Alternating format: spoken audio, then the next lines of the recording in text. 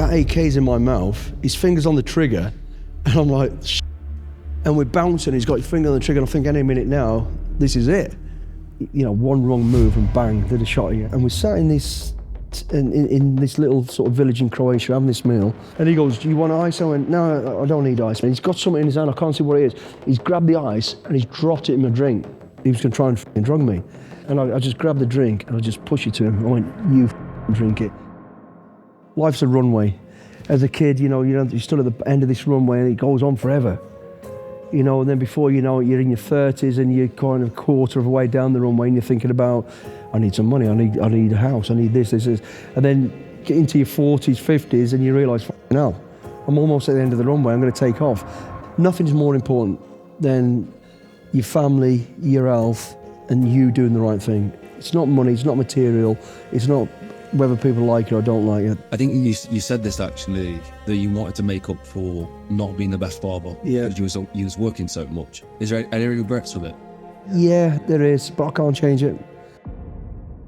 Welcome back to Inspire Change with Jordan Mulligan, and today's episode is with the amazing Billy Billingham. You might know him from SAS Who Dares Wins. He was on the channel around 3 years ago and the video went absolutely viral. Today, we dig a lot deeper. We have stories from his past, from working with celebrities to being in the special forces and in the military, to his childhood, and also what makes him tick. This conversation has been my favorite to date. This was my favorite podcast episode. It was funny, it was emotional, and there was a lot of lessons in here. So I'm really excited for you guys to hear it. Today's episode was powered and sponsored by Huel, a quick, affordable, nutritionally complete source of food with everything that your body needs. Go to the link in the description where you can find exclusive offers. Thank you to Huel for supporting the podcast. Also, a little note with the audio. Unfortunately, we lost one of the mics for myself. Billy's mic's fine, but one of my mics, we had to adjust with AI. So if there's any issues with the audio, that's why. But the team has done an amazing job to fix that as well. And remember, guys, comment, like, and subscribe down below. Let's get this podcast trending. Let's dive into the episode. So when I was an instructor, just out of a quick interest, I used to teach situation awareness, understanding what is different around you so you pick up on things early. And what I used to do in Brunei, all the students would come down to the jungle school, and just before they got in there, I would go about 3 seats back and have a shit, go and do a big dump and leave it, don't say anything. And as the students come in, I'll be pretending to set up my fucking drops what I was going to talk about, and I can hear them all going, fucking hell, somebody shit in the schoolhouse, because they're petrified of it as a DS. Anyway, so then I turn around after a minute and I go, what's going on? What's wrong? And then somebody goes, staff, someone's had a shit in the schoolhouse. I went, you fucking kidding me? No, staff, it's here. I went, where? Okay, everybody move forward. We'll deal with that at the end. Anyway, then I did this talking about situation awareness and understanding, tracking and knowing your environment and why. And then at the end of it, I go, right, where's that shit? And it's gone. And basically what happens in the jungle, fucking dung beetles come in, break it up and take it away. And the relevance of the story is this. So if you're following up an enemy, the first thing you want to do, get into the camp. If there's no one in there, you want to get in quickly, get to the toilet. If you get in the toilet and shit in that pit, it means you're within 20 minutes of them. And that's I like to do my stories but I just saw it there and it just makes me fucking laugh. That's amazing. I've got a few questions. Yeah. But I'm really interested. What other things are there, marker points? That's such a small thing. How many different little pieces of knowledge like that do you know that help you?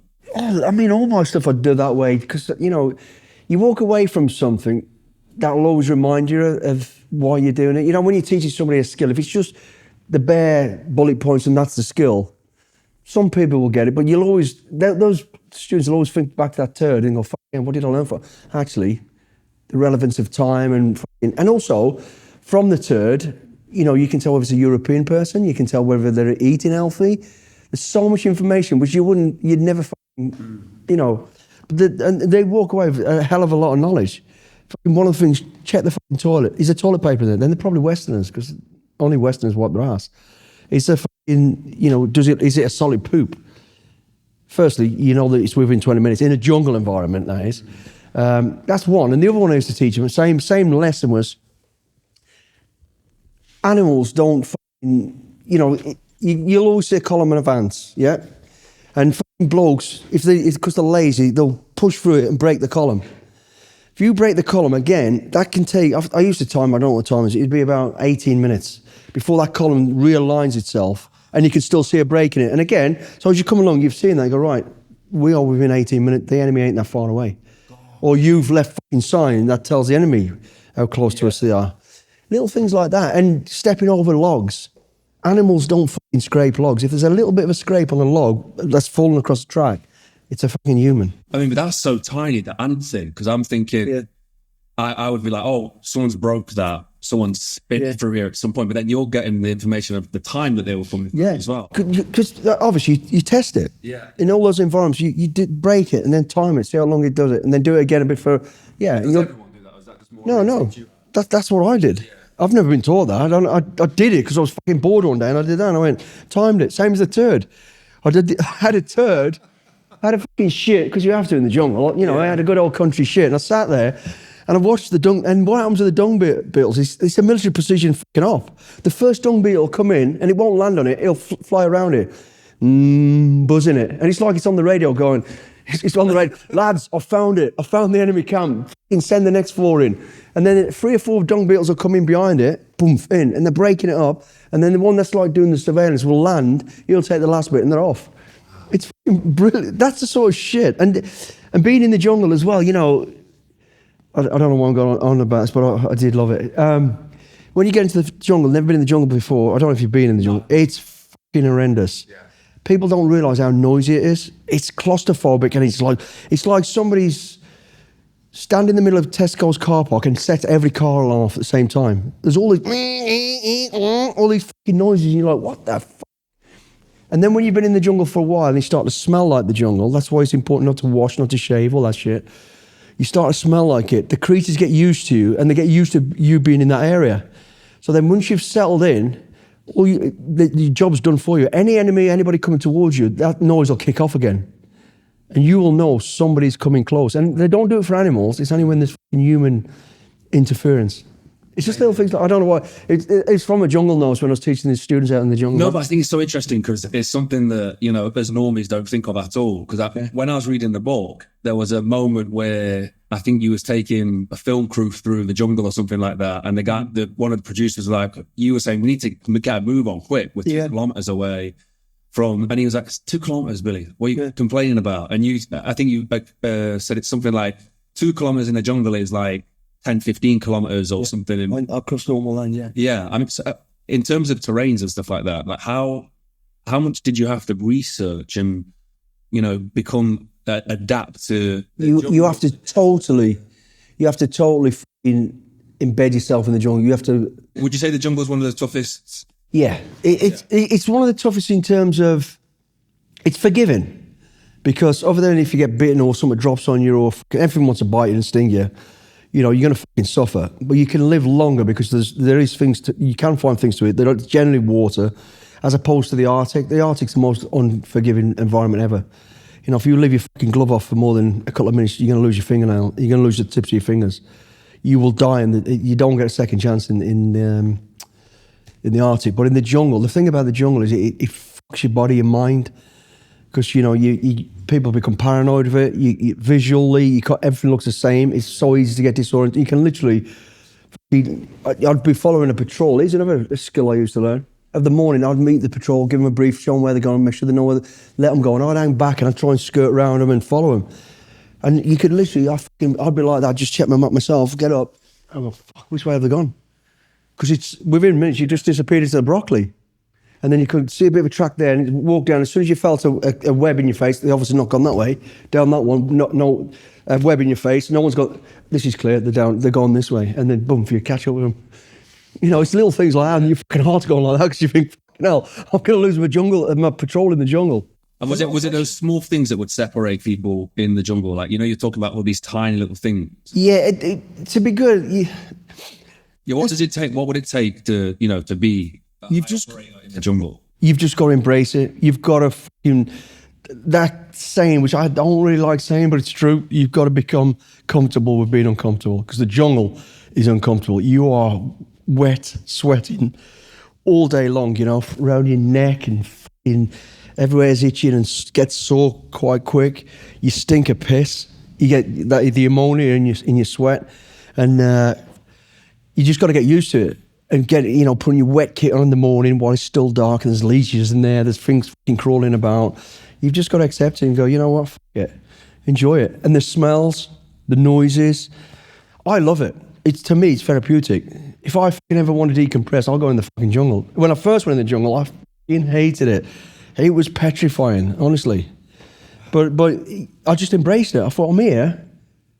I ain't going nowhere else. Yeah. I've got to get used to it. That's some mindset shift there. Yeah, well, that was me. I was like a young fucking kid. First time I went in the jungle, you know, the only jungle I'd ever seen was on fucking Tarzan.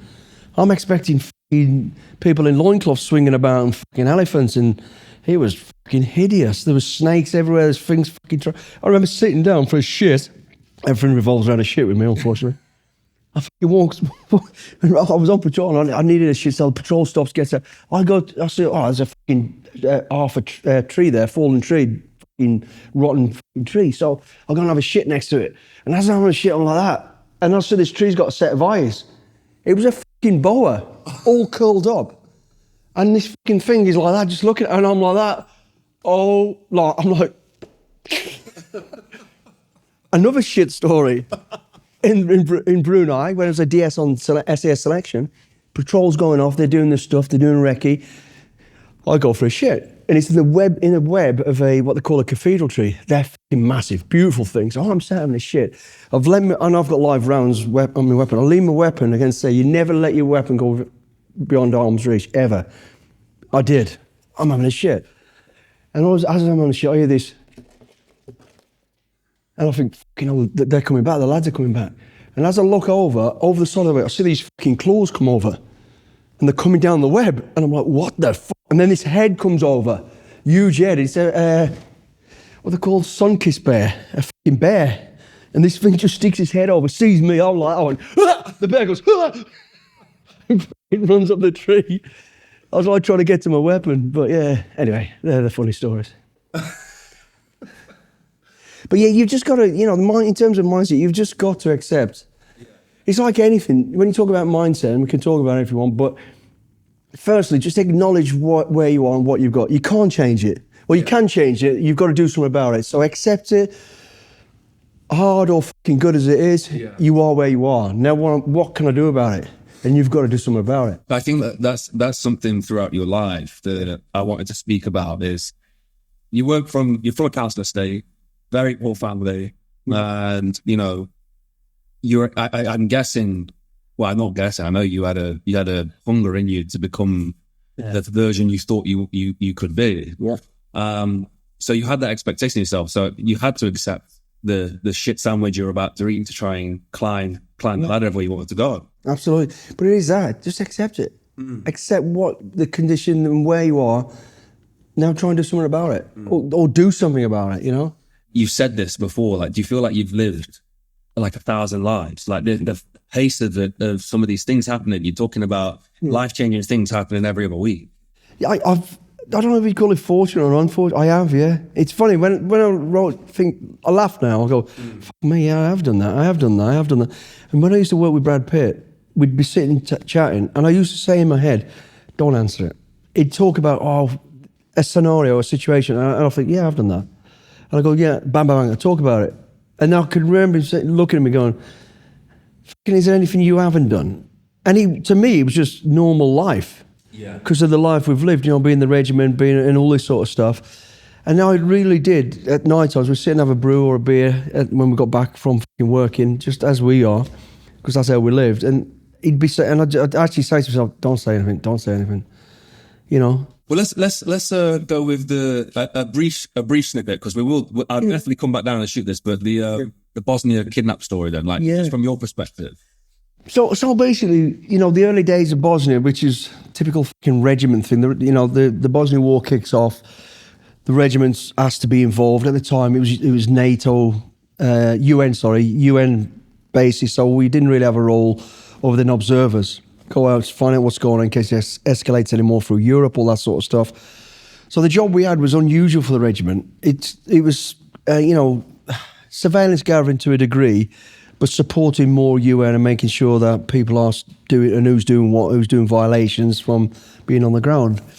What I would say about it was a fucking dangerous job, very dangerous, because we didn't really have any massive support. We didn't have the rest of the regiment. We were very small numbers, gathering intelligence, all that sort of stuff. And 1 minute, there was 3 factions all fucking fighting each other. It was a real mess out there. You got the Croats, Serbs, and the Muslims all having goals at each other and cleansing each other's areas, all that sort of stuff. So we were finding all that sort of stuff out. Over the period of time of being there, people started to trust us because we'd go where nobody else from the UN would go. We were literally going through minefields, into combat areas. I know it was crazy. We were getting shot at, we were getting blown up. Mad risk when I look back at it. But that's what we had to do, and that's what we did. It's kind of exciting, and that's what we should be doing. And that was the only way you could get ground truth, and we were. And then coming back and obviously giving all that information to the headquarters of the UN within our sectors, so they could say, right, this is ground truth, this is where the front line is, this is who's pushing forward, this is what's potentially going to happen. And that was all from us. So that's kind of the stuff we were doing. And I think we kind of got used to the troops on the ground, and they got used to seeing us, because we were quite fucking ballsy, to be honest. And it was towards the end of the conflict in Bosnia where the role was going to change. He was going to switch from UN to I4, which was more of an aggressive role. And basically, the international force saying, you're done with this now, we're fucking stopping it. It's got to be sorted out. Just before around that time, a good friend of mine, Mick, comes out from the squadron to join me. I've already been out there 4 or 5 months, I think, or whatever it was. So I know the area pretty well. So Mick comes out to join us, and we had the ID cards, which are kind of fake ID cards at the time. I don't know whether we were given them or we made them. I don't really know. But on the ID card, my number and Mick's number only were like 1 digit out. So it was like, you must have come in at the same time. I was 001, you were 002, if you know what I'm saying. There's no relevance to that till a bit later on. So we're out there, and it's getting towards the end of the war, and we've found a location, kind of historic location, where we can bring in all the factions together, all the generals from each force together to shake hands, call it a day, hand over, whatever, and end the war. That was the plan. We'd had 3 or 4 of these meetings, and they weren't going too well, because there's still a war going on. And basically what I used to do, one of my jobs with the team that we had, at the location where this meeting was it was in the middle of a battlefield. So you've got to have a picture of this. There's literally, a front line over there, they're all fighting each other. Somewhere in the middle of that, which was pretty dangerous, which actually was in a minefield, by the way, we brought in the troops, and we'd create a square with these tank-type vehicles. And then I and whoever else would go down, dangerous as shit, through the minefield to the front line, with the trenches or the bunkers where the Serbs were. And, we've come in peace, meet their general and bring them in. And we'd done this a number of times, and they kind of got used to it. And we got, if I'm honest, a bit blasé about it, because I knew the ground, I knew the area, all that sort of stuff. And now this new guy, Mick's come in, I'm orientating him. He's not a new guy in terms of, he's been in the regiment longer than me, new to this theatre. So I'm kind of chaperoning him, showing him what I know, got a bit blasé. And then on one particular day, it's that moment in life when you know something ain't right, the hair's on the back of the next sketch. So we're walking down through the minefield. We brought in the Croatian guy, we brought in the Muslim general, we're going to meet the Serb. And they were always the more aggressive but professional, the real hardline people.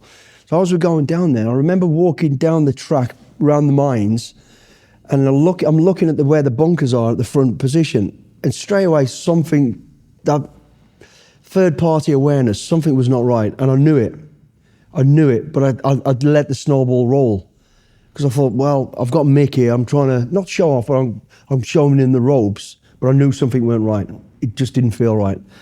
There was not the normal amount of people on the. In fact, there was hardly anybody in the front part of the trenches, which is very unusual for a front line, of course. And as I got a bit closer, I thought, we'll go a bit nearer. And then as we went a bit nearer, I thought, this is not right at all. And then all of a sudden, boom, out of nowhere, boom, surrounded. AK-47s all around us. Boom, got us, grabbed us, run us over the line. So we'd never been that side of the Serbian border before.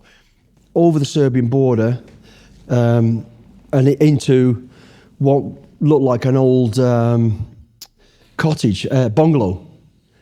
And then we're kind of outside the bungalow, and they're screaming and shouting at us, kind of aggressive.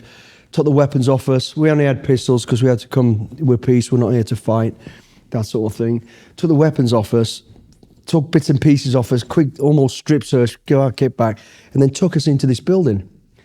And it was one of the weirdest moments ever, because we went into this building, as I remember it, and there's a big wooden table, there's like benches around the side, and they throw us onto this bench at the back end, just slam us down, and then went to, like, if I looked at them, they're like, wouldn't speak, they kept swinging their fingers and pointing. And I remember looking at them, and it was kind of a dim lit room, and they all had massive beards. They looked like big, proper, fucking hard people, and there's about 8 or 9 of them in there, all got AKs, of course, and they just sat there, just like nodding and looking at me. Anyway, so there's me and there's Mick, and my head now is spinning through a world of emotions. I've gone from shit, I fucked up, to, feeling stupid because I've led us into this and I shouldn't have done, to feeling guilty because I weren't so bothered about me. I was more concerned I've got Mick in this mess. And then I went through, not cockiness, but a calmness of, hang on a minute, we're okay. And I could speak the language. I'd learnt the language. So I tried, I was like, ja sam Billy Kakos there. And they obviously knew and they just went, like this big monster of a man. And I was just, oh.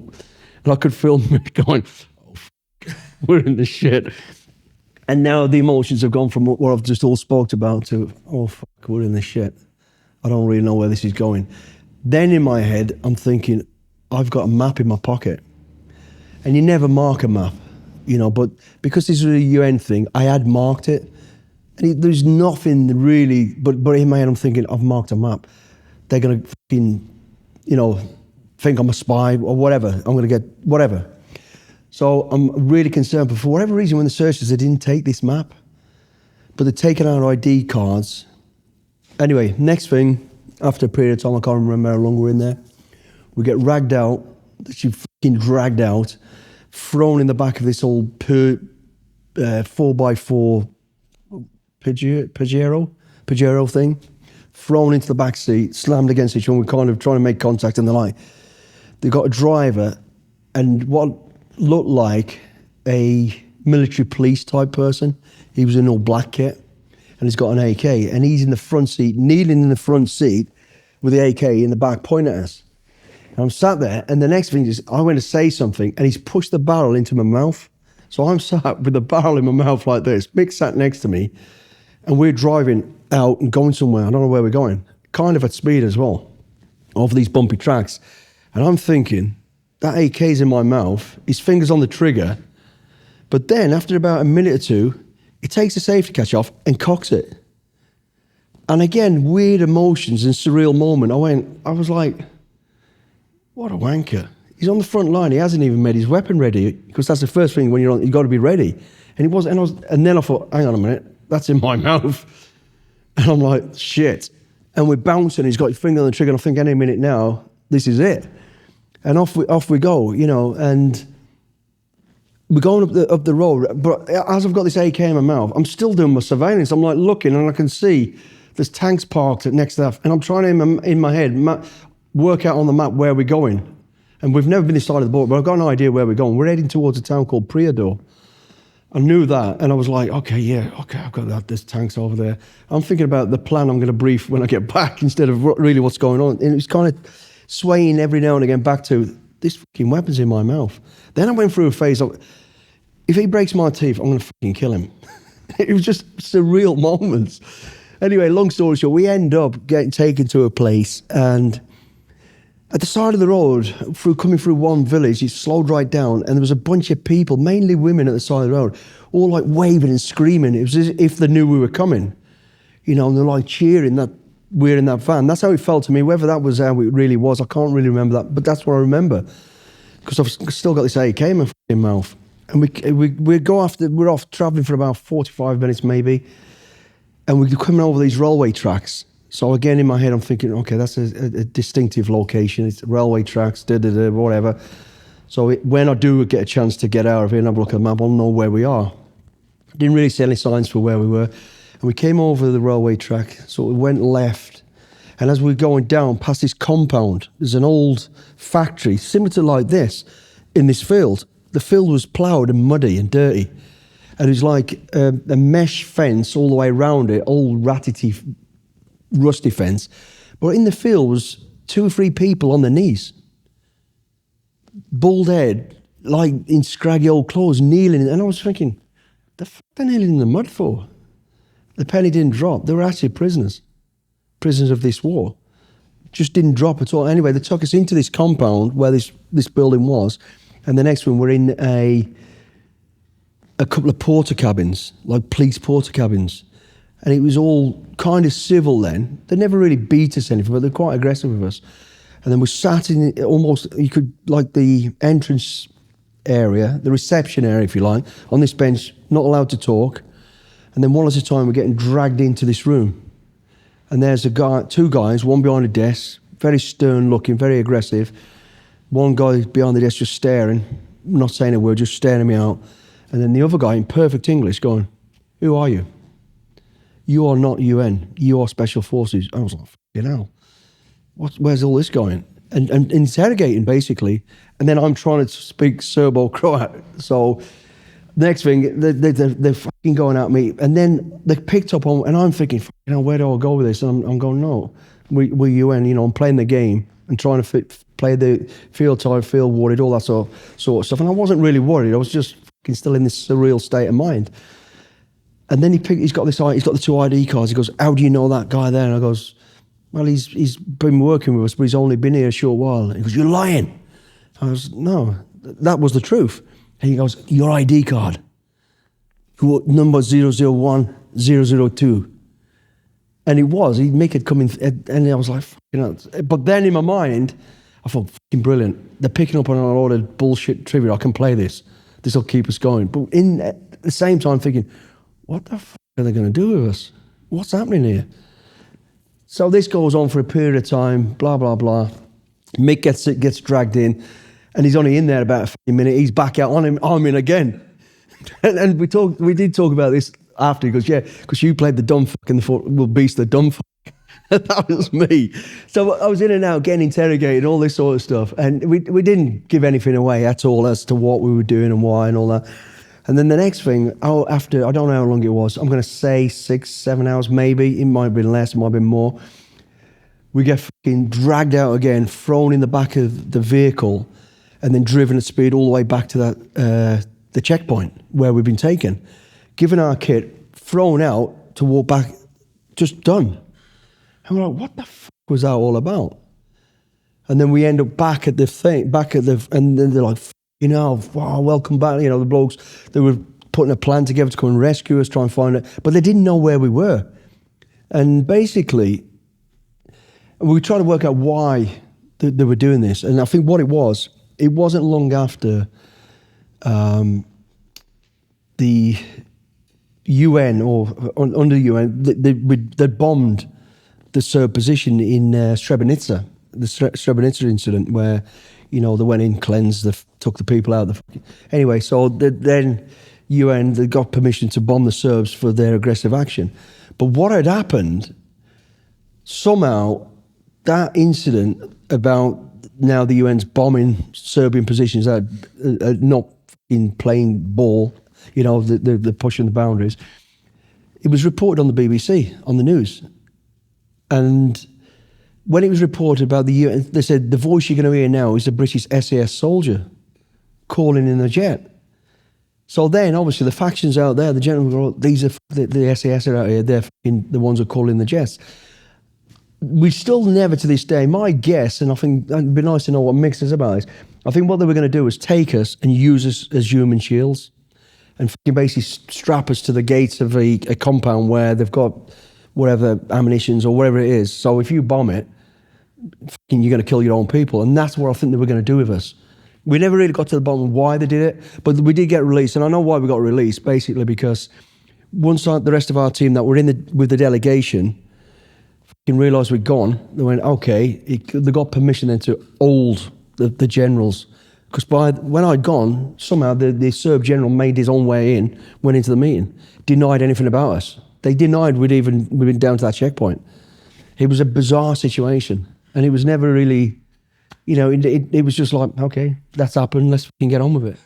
What's interesting to me, though, it would have taken one wrong thing, doing one wrong thing, act in a certain way, and it could have... It could have gone anyway, mate. I mean, from the moment we got tucked into that building and seeing those people there, who hardened people, they've been at war for 4 years or whatever it was by now. They'd seen death, lost their families, they didn't give a shit about who we were. And one wrong move and bang, they'd have shot you anyway. And we had a scenario like that where how we walked out of this one scenario, which we can talk about in a minute if you want, but it was a real sticky, weird situation, which I'd never want to be put in again.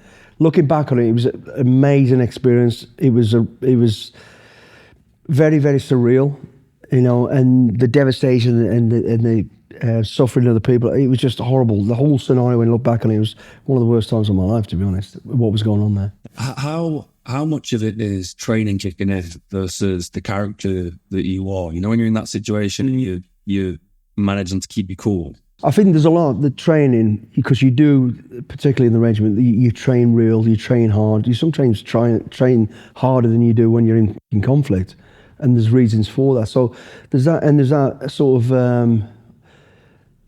what do you call it? Memory. It just kicks in naturally because muscle memory. It just kicks in because you do so much of certain things, how to react, what to be doing, and all that sort of mannerisms, all that sort of stuff. What's the training situation you've been in that was similar to the? I mean, you do combat when you do combat survival. For that being taken, combat survival. Be resistance to interrogation. And how to react, how to sort of build a rapport with people, that sort of stuff. That's what you got to do. You got to give people a reason to keep you alive. So I think that naturally kicked in anyway. So you're saying like I speak your language. I sympathise with you, type thing, try and build a rapport with them. So I think that kicks in automatically. And then there's the characteristics of the lifestyle that you've had. All right, so we're getting thrown around a bit. I'm not scared. I'm not. It's just. So there's a bit of both, but. Yeah. What's about? I don't know if you'd like to speak about the interrogation training. Yeah. What's that look like? Does that get close to what you actually experience? There's never two in any time a type of becoming a POW or being captured. I don't think there's ever two scenarios ever the same. It depends who's got you, and where you are in the world and what group of people have got you. I mean, these people that got us, they'd been in war for 4 or 5 years. They weren't erratic, they weren't panicky, they were really calm about what they were doing. They knew what they were going to do. They had a plan for us. Luckily for us, that plan weren't to just fucking execute us. It could have been different had it been a different time in that war or a different location, But yeah, the training that you do is as best as it can be without being beaten up. You do get kicked around a bit when you do interrogation because you're going to get roughed up. But they don't pull your fingernails out. They don't fucking cut you. They don't fucking, stab you and stuff. But it's realistic in terms of the way you beat the fact that they put you through that process of now you've lost control of your life. Somebody else has got control of your life. Whether you sit down, whether you stand up, whether you talk, whether you go to the bathroom. And it's hard, you can't imagine that. But if you think about that now, that's the scariest thing ever. Somebody telling you, do not move your head. Stay exactly as you are. Stand up, sit, and you've got to do it. You go, oh, I need to go to the bathroom. Shut your mouth. With a gun in your mouth. Or... Yeah. You imagine that. I mean, and that's that. So combat survival and interrogation kind of gives you that foundation of what to expect and how to just go along with it. play it as cool as you can, play it down, don't antagonize the people, play tired, injured, fucking silly to a degree. All those skills, those just naturally kick in when you're in this scenario. But then there's always the serenity of that scenario, which it was, and not realizing, that's a prison of war camp. And actually, we found out later on, the latter part of the war, when the war changed, we had a different role. We went into that place, and that was where they did a lot of the mass killings. That was the actual compound, the factory. With the situational awareness, yeah. When you're going against someone or your experience with somebody, when someone's really calm versus when someone's erratic, what situation's better to be in? Like, with situational awareness, like, what's easier to judge? When somebody's being erratic, obviously it stands out. You can see they're in control of things. If you're in a position where the people that are about to get you or are get you are erratic, you need to be fucking very calm, because the likelihood is they'll panic and just fucking shoot you or kill you, or fucking beat you to death. You've just got to try and assure them, these erratic people, that you're not going to really put up a resistance. You're not no threat to them. You've got it. You're in control. At the same time, you're immediately kicking in a plan. How am I going to get out of this? When am I going to make my escape? How do I go about it? So I think it's better sometimes to go up against somebody erratic, because you can see they haven't got it all together. So when somebody's calm, collected, it really messes with your mind, because you think that this is calculated.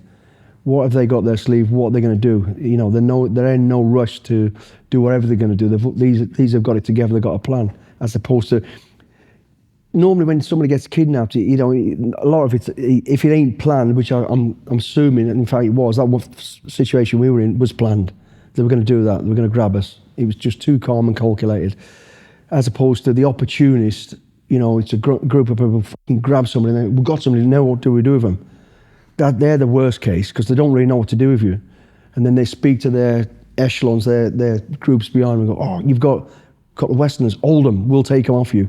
It's then when you get fed up that chain, it gets a little bit more, frightening, if you like. It's frightening at the start, of course, but it's kind of, they don't know what they're doing, really. They don't really know why they've got you, so you've got to keep them calm so they don't get too trigger happy and kill you just for the sake of it. But there's no too soon. You can talk to anybody who's been captive, and everyone's going to be different. Some are going to be more violent, some are going to be less violent, and some they're just going to fucking probably execute you. We spoke about a few little, we spoke about Bosnia, but you mentioned, like you said, this Sean Penn beach story. Yeah, what I'm talking about, this thing is a real life, basically, ambush that we came into. And of all places around the globe, it was in Haiti. And it wasn't a war zone. It was, a place of a massive natural disaster. But then it became, gangs looting and sort of gang warfare type thing, kidnapping. So the situation I'm talking about, it was, while we're out there, Sean had set up his NGO, helping the people. We were doing a business out there and a charity, and over a period of time, I think we'd been out there 4 or 5 months, maybe longer, maybe a year. So we were quite well established, and on this particular day, we were going to go up, support another bunch of NGOs that were opening up a bunch of houses for the people who had nothing. A real nice thing they were doing. I think it was for the deaf people. Anyway, he was an American friend of ours, and we're chatting and said, Sean, do you want to come up with us and, go to this? That's what it was.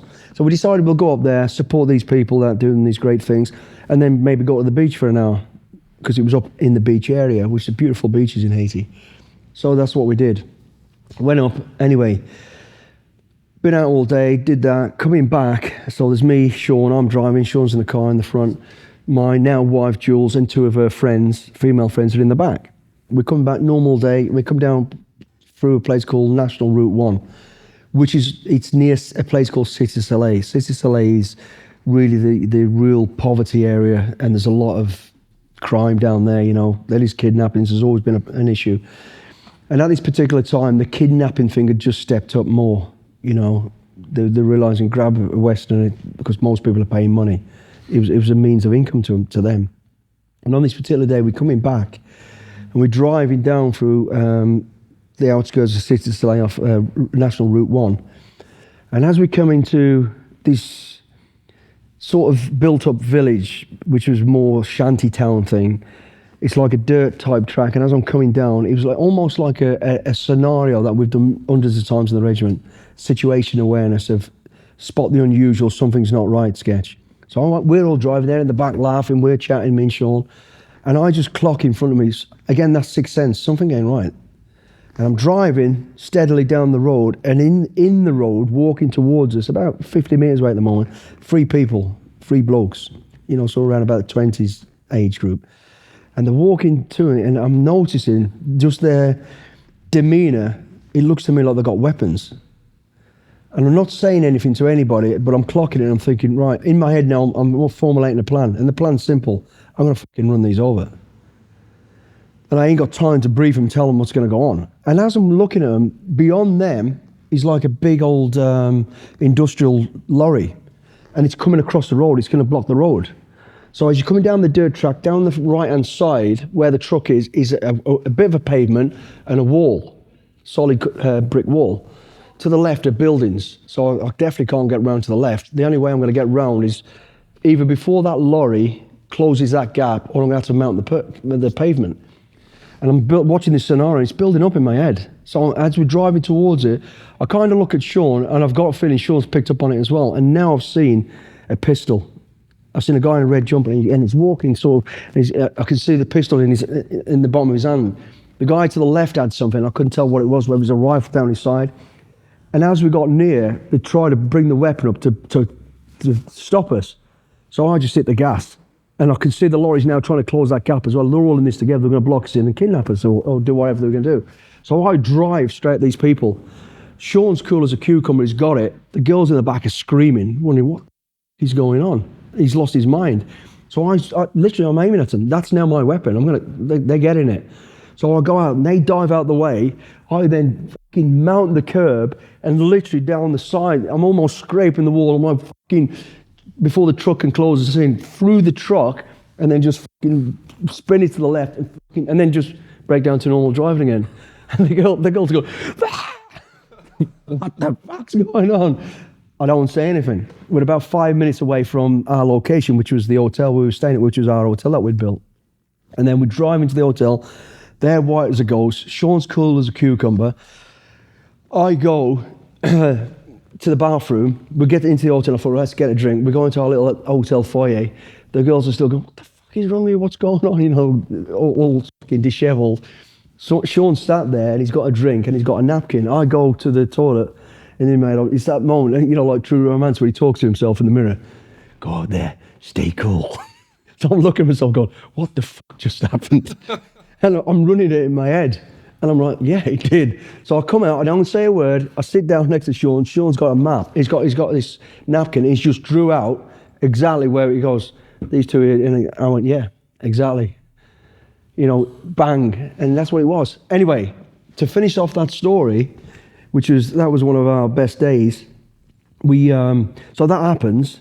Then I tell the girls what had happened. And they were, I didn't realise. And I think it was at that moment where I said to the girl, now my wife, Jo, says, if you are driving in a place like this, you have to be prepared to use this thing as a weapon. And Jules never forgets that. I says, you have to be aware that is the only thing that's going to save your life in a scenario like this. Anyway, I jump forward about 2-3 days later. No, same day. A few hours later, we get a report from the UN. Someone's been kidnapped on the National Route 1. And what it was, same people, same location. This time it was a female working for the UN on the back of a bike. They shot the driver, killed him, took her, kidnapped her, and then whatever they did for 4 or 5 days when they held her, which was not good. Yeah. So it was just one of those mad, lucky situations, yeah. Wow. Do you find in your normal day-to-day life, because there's another story when you were younger, and there was a bar fight, you ended up going through a window. Oh, yeah, the White House. Yeah, but is there beyond those situations, have you ever found that dangerous situations have kind of found you or you found yourself in those situations where your military training has helped you in just you know, back in the UK, you know, maybe at a supermarket or something? Is there? Yeah, I think, I don't know. I mean, this is a bit of the growing up streetwise, being in gangs and being, you know, in sort of sticky situations quite a bit. Most of them I caused myself as I grow up. But you can read the scenario, and you know, if I go into a pub, I'm always aware of what's around me. I say always, you know, not most of the time. And if something ain't right, I can fucking feel it. And I'm always ready to react to something. Training or natural? Is that something you've had? Natural, I think, you know, because of the way I grew up, I think. I could tell something ain't right. And I'm always aware of, I can see somebody acting, that person's a bit edgy about something, someone's not, and then all of a sudden he starts a scrap. You can just see it building up, you know, and I tend to, if something's like that building up, I try to stay away from it. Just go, you know, let's finish our drinks, let's move on, or just sort of go around it. But if it starts and I'm there, I don't just fucking stand there and watch it. I don't jump in because I want to fight, but I'll get in there and try and stop it. Not like these people today who'll stand there and fucking video it. I'll get in there and try and stop it, you know, and do something about it. But yeah, I think that's just natural instincts from growing up and that sort of stuff. I don't think about the fear factor, or I might get stabbed, till later on. I see a situation build up, do something now. You ain't got time to fucking analyse too much, you know, get in there, stop that bloke kicking that girl in the face, or whatever it might be, you know, in a bar type scenario you're talking about. That's something I'm interested in talking about. I think last time we spoke about the new generation a little bit. We didn't mention that inaction to help people in a situation because they're fearful of their own danger, which is, you know, for some people I guess it's understandable, but the filming thing is... Oh my God, you know the thing about that, right? The thing that really agitates me, I remember the scenario with Lee Rigby, the soldier in London, having his head cut off in the fucking streets of London, a soldier, and there's about 20, 30 people stood around, men about our age who are capable of doing something, stood there filming instead of grabbing a fucking piece of fence, running in there and stopping that happening. And that aggravates me, that people don't actually go in. Yeah, you might get hurt, but fucking we've got to do this. You can't just walk away and go, well, it doesn't bother me. Because the more we do that, the more these people that cause problems for us are going to get away with it and feel they're going to get away with it. We've got to accept that you might get hurt, but you've got to do the right thing. And I believe the right thing is intervene and get stuck into it and get in there quick. And people will generally help you. There are some people out there that have done it. There was one recently, so a bunch of coppers saw a situation and they just ran out and got stuck in. That's what we should all be doing. You don't just stand around and watch that. You know, and that was that scenario still sticks in my fucking head. Middle-aged men who are capable of putting up a fight and doing something, even if you grabbed a handful of bricks and start throwing bricks at them to distract them, do something, not stand there videoing it. How the hell we've got to a culture of that, I don't know. It's fucking disgusting. It really annoys me. Yeah, that situation, it was just horribly awful. And yeah, you do see it. Have you heard of the bystander effect? No. I think it's where, so I might be butchering this, but bystander effect is where somebody takes no inaction and watches from a distance. And then the next people who come in to the situation see people watching it, and then they stop to watch it as well, as opposed to taking action, because they're kind of like... How did we get to that stage instead of the first person seeing take action, followed by somebody else take action? That's what we need to bring round again. You know what I think that is? It's just the breakdown of communities. We've lost that community spirit and feeling, which we need to get back, you know. Look after each other. Don't let the people creating fucking evil and badness get away with it. Don't take the mentality of, well, they're not really harming me, so I'll let them get on with it. The more you do that, the more they thrive and, you know, live dominating everything with fear. You might get hurt, but take the chance, get stuck in there, get in, and we've got to bring that back. And I think it's about community again, building, taking care of each other. The good people doing good things, you know. You're right as well. If nobody takes action, they think that this is a free ride. It is. Yeah. Which is, you know, what I hear today all the time, and it aggravates me as well, is, oh, we can't say that. We can't do that. I mean, why? What do you mean? As long as it's not vindictive, it's not racist, it's not pointed at one person for a reason of fucking hate. If you want to say it, say it. Don't worry about upsetting people, because that's life. You're going to get fucking upset. Say it, as long as, you know, you mean it, and it's for the right reasons. So we've got to stop this. We can't say that. Yes, you fucking can say it if you believe it. And you know, it's crazy because the more we all start doing that, the more these people who want to be a fucking pain in the ass thrive on it again. But I think that's why people love you so much. But have you ever, you know, getting into TV, you know, you was around Hollywood for a long time. Have you ever felt that you've had to try and tone it down? Or people try to say, look, Billy, can you tone it down a little? I've been told, you know, I remember going into a meeting once with Angie, she just says, don't say anything. No, I don't, I'm very passionate. You probably know that. If I believe in someone, I'll say it. Now, it might be an opinion on politics or whatever, which I hate to get into, and I'm not going to get into, but if it's something that I believe in, I'll say it. I don't expect you to all of a sudden change and you've got to be with me or I ain't going to talk to you again. You know, I respect, all right, you've got a different opinion than what I have, but I'm going to tell you my opinion. And if you tell me, I'll respect yours, I don't expect. But we're in this world where if I don't respect, I don't follow your opinion, then you don't want to talk to me anymore. You want to isolate me. We've created that stupid society where if you don't agree with this bunch of people, then it's ridiculous. Being in the public eye, how have you, not that I don't know if you've ever faced it, but cancel culture and like trying to teeter around that. It's always hanging above your head, isn't it, in this world? But you know what? If they're going to cancel me. I ain't going to change who I am. You ain't going to make me bow down to your beliefs, which I don't believe in, because that's not me. And I couldn't be, I wouldn't be able to operate anyway. You know, I was going to say something, but I can't because of where we're. But no, I'm always aware of that cancel culture, and I just think, if I'm going to get cancelled, I'm going to get cancelled. I'm not a vindictive person. I'm not a racist person. You know, I'm an honest, down the line person. I make mistakes like everybody else. I have opinions. They're my opinions, as I've already alluded to. You know, that's your opinions. Okay, do I agree with it? No, but I'm not going to fall out with you. I'm not going to make a big deal about it. So don't do the same to me. But I am not going to bow down because it's going to be in my favour to keep a job. No, because that's fucking wrong. Okay, you know what? I'm unemployed now, but I'll find a job somewhere else. I'll go back to fucking security guard or whatever I need to do. So I'll say it if I think it's worth saying. I don't say it because I want to be popular or I want people to like me or think. I'll say it because I believe in it, and that ain't going to change. If I get cancelled through that, then I get cancelled. That's the way it is. You know, hopefully I won't. It might be quite interesting to speak about your experience, because for me, I'll let Liz pose that, because it's something I don't know how. I'm guessing it's just as prevalent as it's always been. But where we grew up, we was on a council estate. Everyone carried knives. It was kind of like a standard thing. I think every single one of our friends, the male friends, had experienced some kind of exposure to knife at some point. Whether it's been stabbed, someone's friend's been stabbed, or had a knife. When you was younger, you got stabbed, and it was almost fatal at the time. Yeah.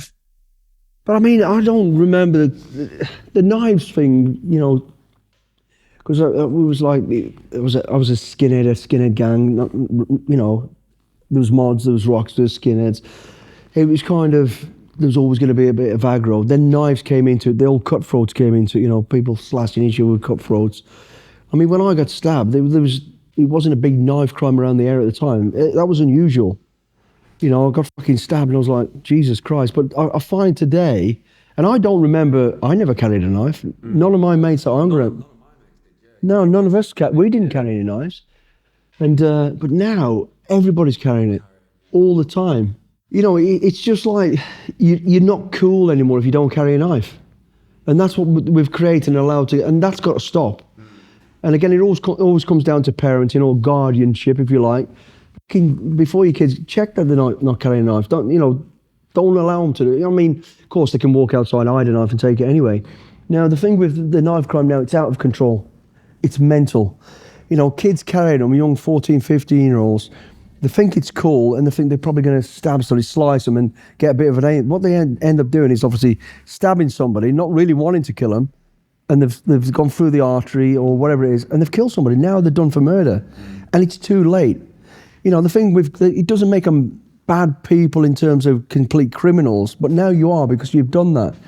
And I think the only way we're going to stop that happening at the level it is happening, I mean, there's 2 kids killed down in Bristol this week, I think it was. You know, it's just never ending. It's in London every day. In UK, if I'm an ex-soldier. For 27 years of my life, a rifle, a pistol was an extension of my hand. Every day virtually you had, and I knew how it works, and I knew it inside out. If today, having left the forces, if I have a pistol or a rifle and it's not legitimate, which pistols aren't anyway, I go to jail for 5 years, regardless of your background. Mandatory, anyone caught with a rifle or a weapon, as in firearms, 5 years in jail. Mandatory, that's it, you're going. Why don't we do the same with knives? Nobody needs to be carrying a knife out on the street, not even a butcher, right? So it's a lethal weapon, and it is, and I believe anybody caught with a knife, regardless of your age, you go to jail. You'll go to jail for 3 years. Mandatory, done. And if that happens, and if you are a youth, then your family should pay for 3 years that you're in jail, £12,000 as a wild example, to the local council to help with schools, to help with the community. Done. And I'll tell you what would fucking stop it. Because people are taking more onus on what's your kids doing, what they're up to. And you as a kid would go, I ain't taking that risk. My mum was super aware of it. She's super active with the conversation of, she always said, if you carry a knife, you're more likely to be stabbed. You're more likely to be a victim of knife crime if you're carrying a knife yourself, which I'm sure is true. I don't know if she made it up to try and scare me, but it is. It seems like it would be a fact, yeah. But I mean, everybody I know, all the lads I know, none of those guys carried, but had knives pulled on them at some point. It's like there was no punishment for carrying, really. You could get caught with it, slap on the wrist. That's or they take it off you. Or they take it off you, yeah. And it's like, especially teenagers, we scrap. People fight. At some point you're going to get into a scrap. It's going to happen. And if there's knives thrown into that mix, if you're maybe the person's a little bit weaker, not as good at fighting, whatever, their go-to is to pull out the knife. It's a safety blanket for somebody. That's what they think you're going to use it. And then, like you say, they don't want to end up killing somebody, but the wrong place, and you've killed somebody. Yeah, inevitably, because you've got it, you'll probably use it. If it's not there, you ain't going to use it. And I think if we could make the punishment that severe as it should be, eventually it'll stop. Because no one's going to want to take that risk. Once they start seeing those people are thrown in jail, their family now paying that for the time you're in jail. And if your family's on benefits, you know what? Stop the benefits. I'll tell you what, you soon tidy that mess up and they'll fucking stop doing it. And that's what it's got to be. But there's no deterrent. And like you say, you carry a knife, somebody pulls it on you, you're going to pull it on them. And then you're in a situation. It's a bit like in America with the gun law. Yeah. There's guns everywhere. And it takes an argument, and for the ease, it's there. You're going to pull it out, use it, and then all of a sudden you've shot somebody, you've killed somebody. That's where we are in UK with knives. 100%, yeah. I think that's for definite, and I think as well as like it's your instinct. As you go survive, you put something in there, your survival instinct is going to kick in. You're going to pull the knife out. Yeah, we always, like some of my friends, and then there'd be an embarrassment why I ran off. Like, well, there's no embarrassment from running off to somebody who's got a knife. You have to do it. You have to do it. You're still there to tell the tale, mate. You can't stand and fight somebody with a blade, yeah. But with knives on the streets, is like I think that's some of the mentalities that I don't want to get. I think they call it caught without your. I can't remember what the street term is, but to get caught without a knife. That's got to be turned around, though, mate. Yeah. Somehow we've got to turn. The only way we're going to turn it around is real hard punishment. Yeah. And it's got to be done, not mamby-pamby, suspended sentences, or you caught with a knife outside of the building that you live in. There's no reason to be carrying it, and they could do it. Just go, right, this is the new law. This is what's going to happen in the next 24 hours. The message is out there. You get fucking caught, you're going to jail. Then you get but the jails are overcrowded. We've got nowhere to put them. Yeah, we have. It's funny that the jails are overcrowded. One person in a jail cell, the room it's got. I remember being, an operational tour with the room about the same size with 10 of us living in it. So that's okay for 10 of us to live in that every day, getting shot at and probably killed, so that we, people in the UK can have a great life. But we can't put a criminal in a fucking room with more than one. It's crazy. But I think it's got to change. Yeah. We have to be hard and human rights and all that. There's nothing wrong with that. You just listen. It's a deterrent. Don't go back to jail. I don't want to be sharing with 10 other people, and that's what we've got to do. We've got to get harder. It's got to change. not just talk about it. Yeah, when you were growing up there, Yeah. so knife crime, or the prevalence of knife was probably lower. Yeah. You know, you had your own experience with it, but so what was the alternative back then? Because obviously you went to a boxing club. Was it, you know? It was fist fights. It was fist fights. You know, every now and again you'd hear about somebody getting glassed in a pub, which was a rare occasion. It was a fist fight. I mean, it was a fucking hard fight. You got a good kicking. You know, people got badly hurt, stamped on, and all the rest of the stuff. But it was very rare. I mean, there was a slight. People got slashed with cutthroats. You know, I remember standing next to somebody when fucking lights went out. The next thing I'm covered in something warm. I thought, what the hell's that? The light come on, and my mate next to us got off his face fucking hanging off. Somebody had slashed him with a cutthroat. So that was around. But stabbings, it wasn't that regular that I remember. You know, I got stabbed, but no, I just don't remember it being that bad. So you've got the law and the solution. I think you're right there, like the solution there. But you know, those angry teens on the streets who, you know, are always going to get. It is the case that they should, you know, not they should, but like I don't think it's going to be all peaceful on the streets. You know, we're all going to be like happy family. Like, is it a case of like they would scrap it out, or they would, you know? They probably will scrap it out, you know. But They should remove the knives from. Remove the knives. It's more likely than you're going to have, you know, a broken nose or a cauliflower ear, as opposed to a fucking punctured lung, or, you know, you're going to hurt somebody probably, but you're not going to kill them. Yeah. You know, I'm not saying it's okay to take that, and the fighting's got to stop. There's no need for it, you know. Yeah. I think it's part of growing up. It's that male thing generally of, you know, the fucking tough kid. I did exactly the same. That's what I thought was the right thing to do. Yeah, that's what I thought was the right thing to do. Because I remember growing up, we all want to be somebody, and I wanted to be in the area where I lived. Everybody knew so and so because he was a tough guy. He'd been in and out of Borstal, he's been in and out of Holmes, or he's got a reputation. And I thought, that's who I want to be. You know, so you kind of go through that phase anyway, and of course your parents are trying to control you and stop you doing that, but you're going to do it, and kids are going to do that. I mean, I was unlucky in the fact that I got stabbed, but lucky that I survived. And that was my turning point of, I'm a fucking idiot. I've got to stop this now. You know, I'd like to be able to send that message to kids and say, don't get to that stage. Don't get to that stage. There's no need to. And you can't, kids will go, well, we've got nowhere to go. We've got nothing to do. There's plenty to do. Go and be a kid. Go and take a ball in a park. Go and climb a fucking tree. Go and start jumping the rivers. Or there's plenty to do.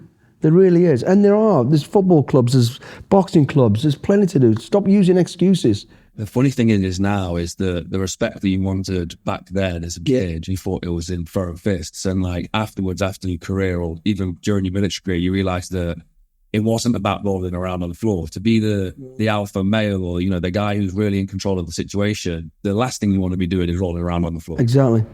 It's avoiding it and being smart enough to identify and walk away from it. Now, that's easy to say and it doesn't feel comfortable, but it is. You know, the smarter guy, the tougher guy is the guy who goes, you know what, no, and walks away. Steer away from it. If you have to, you know, inevitably you're going to end up in a fight. You've got to be able to defend yourself, you know, and that's fists and feet, maybe a headbutt. But I mean, do you know what I mean? But it's last resort. Yeah. Avoid it. Yeah. Just walk around, get away from it. You know, and that, by the time, the problem is that there's a great old saying, we get old too quick and wise too late. You know, but I think we know all the tips of being wise at a young age. We just choose not to.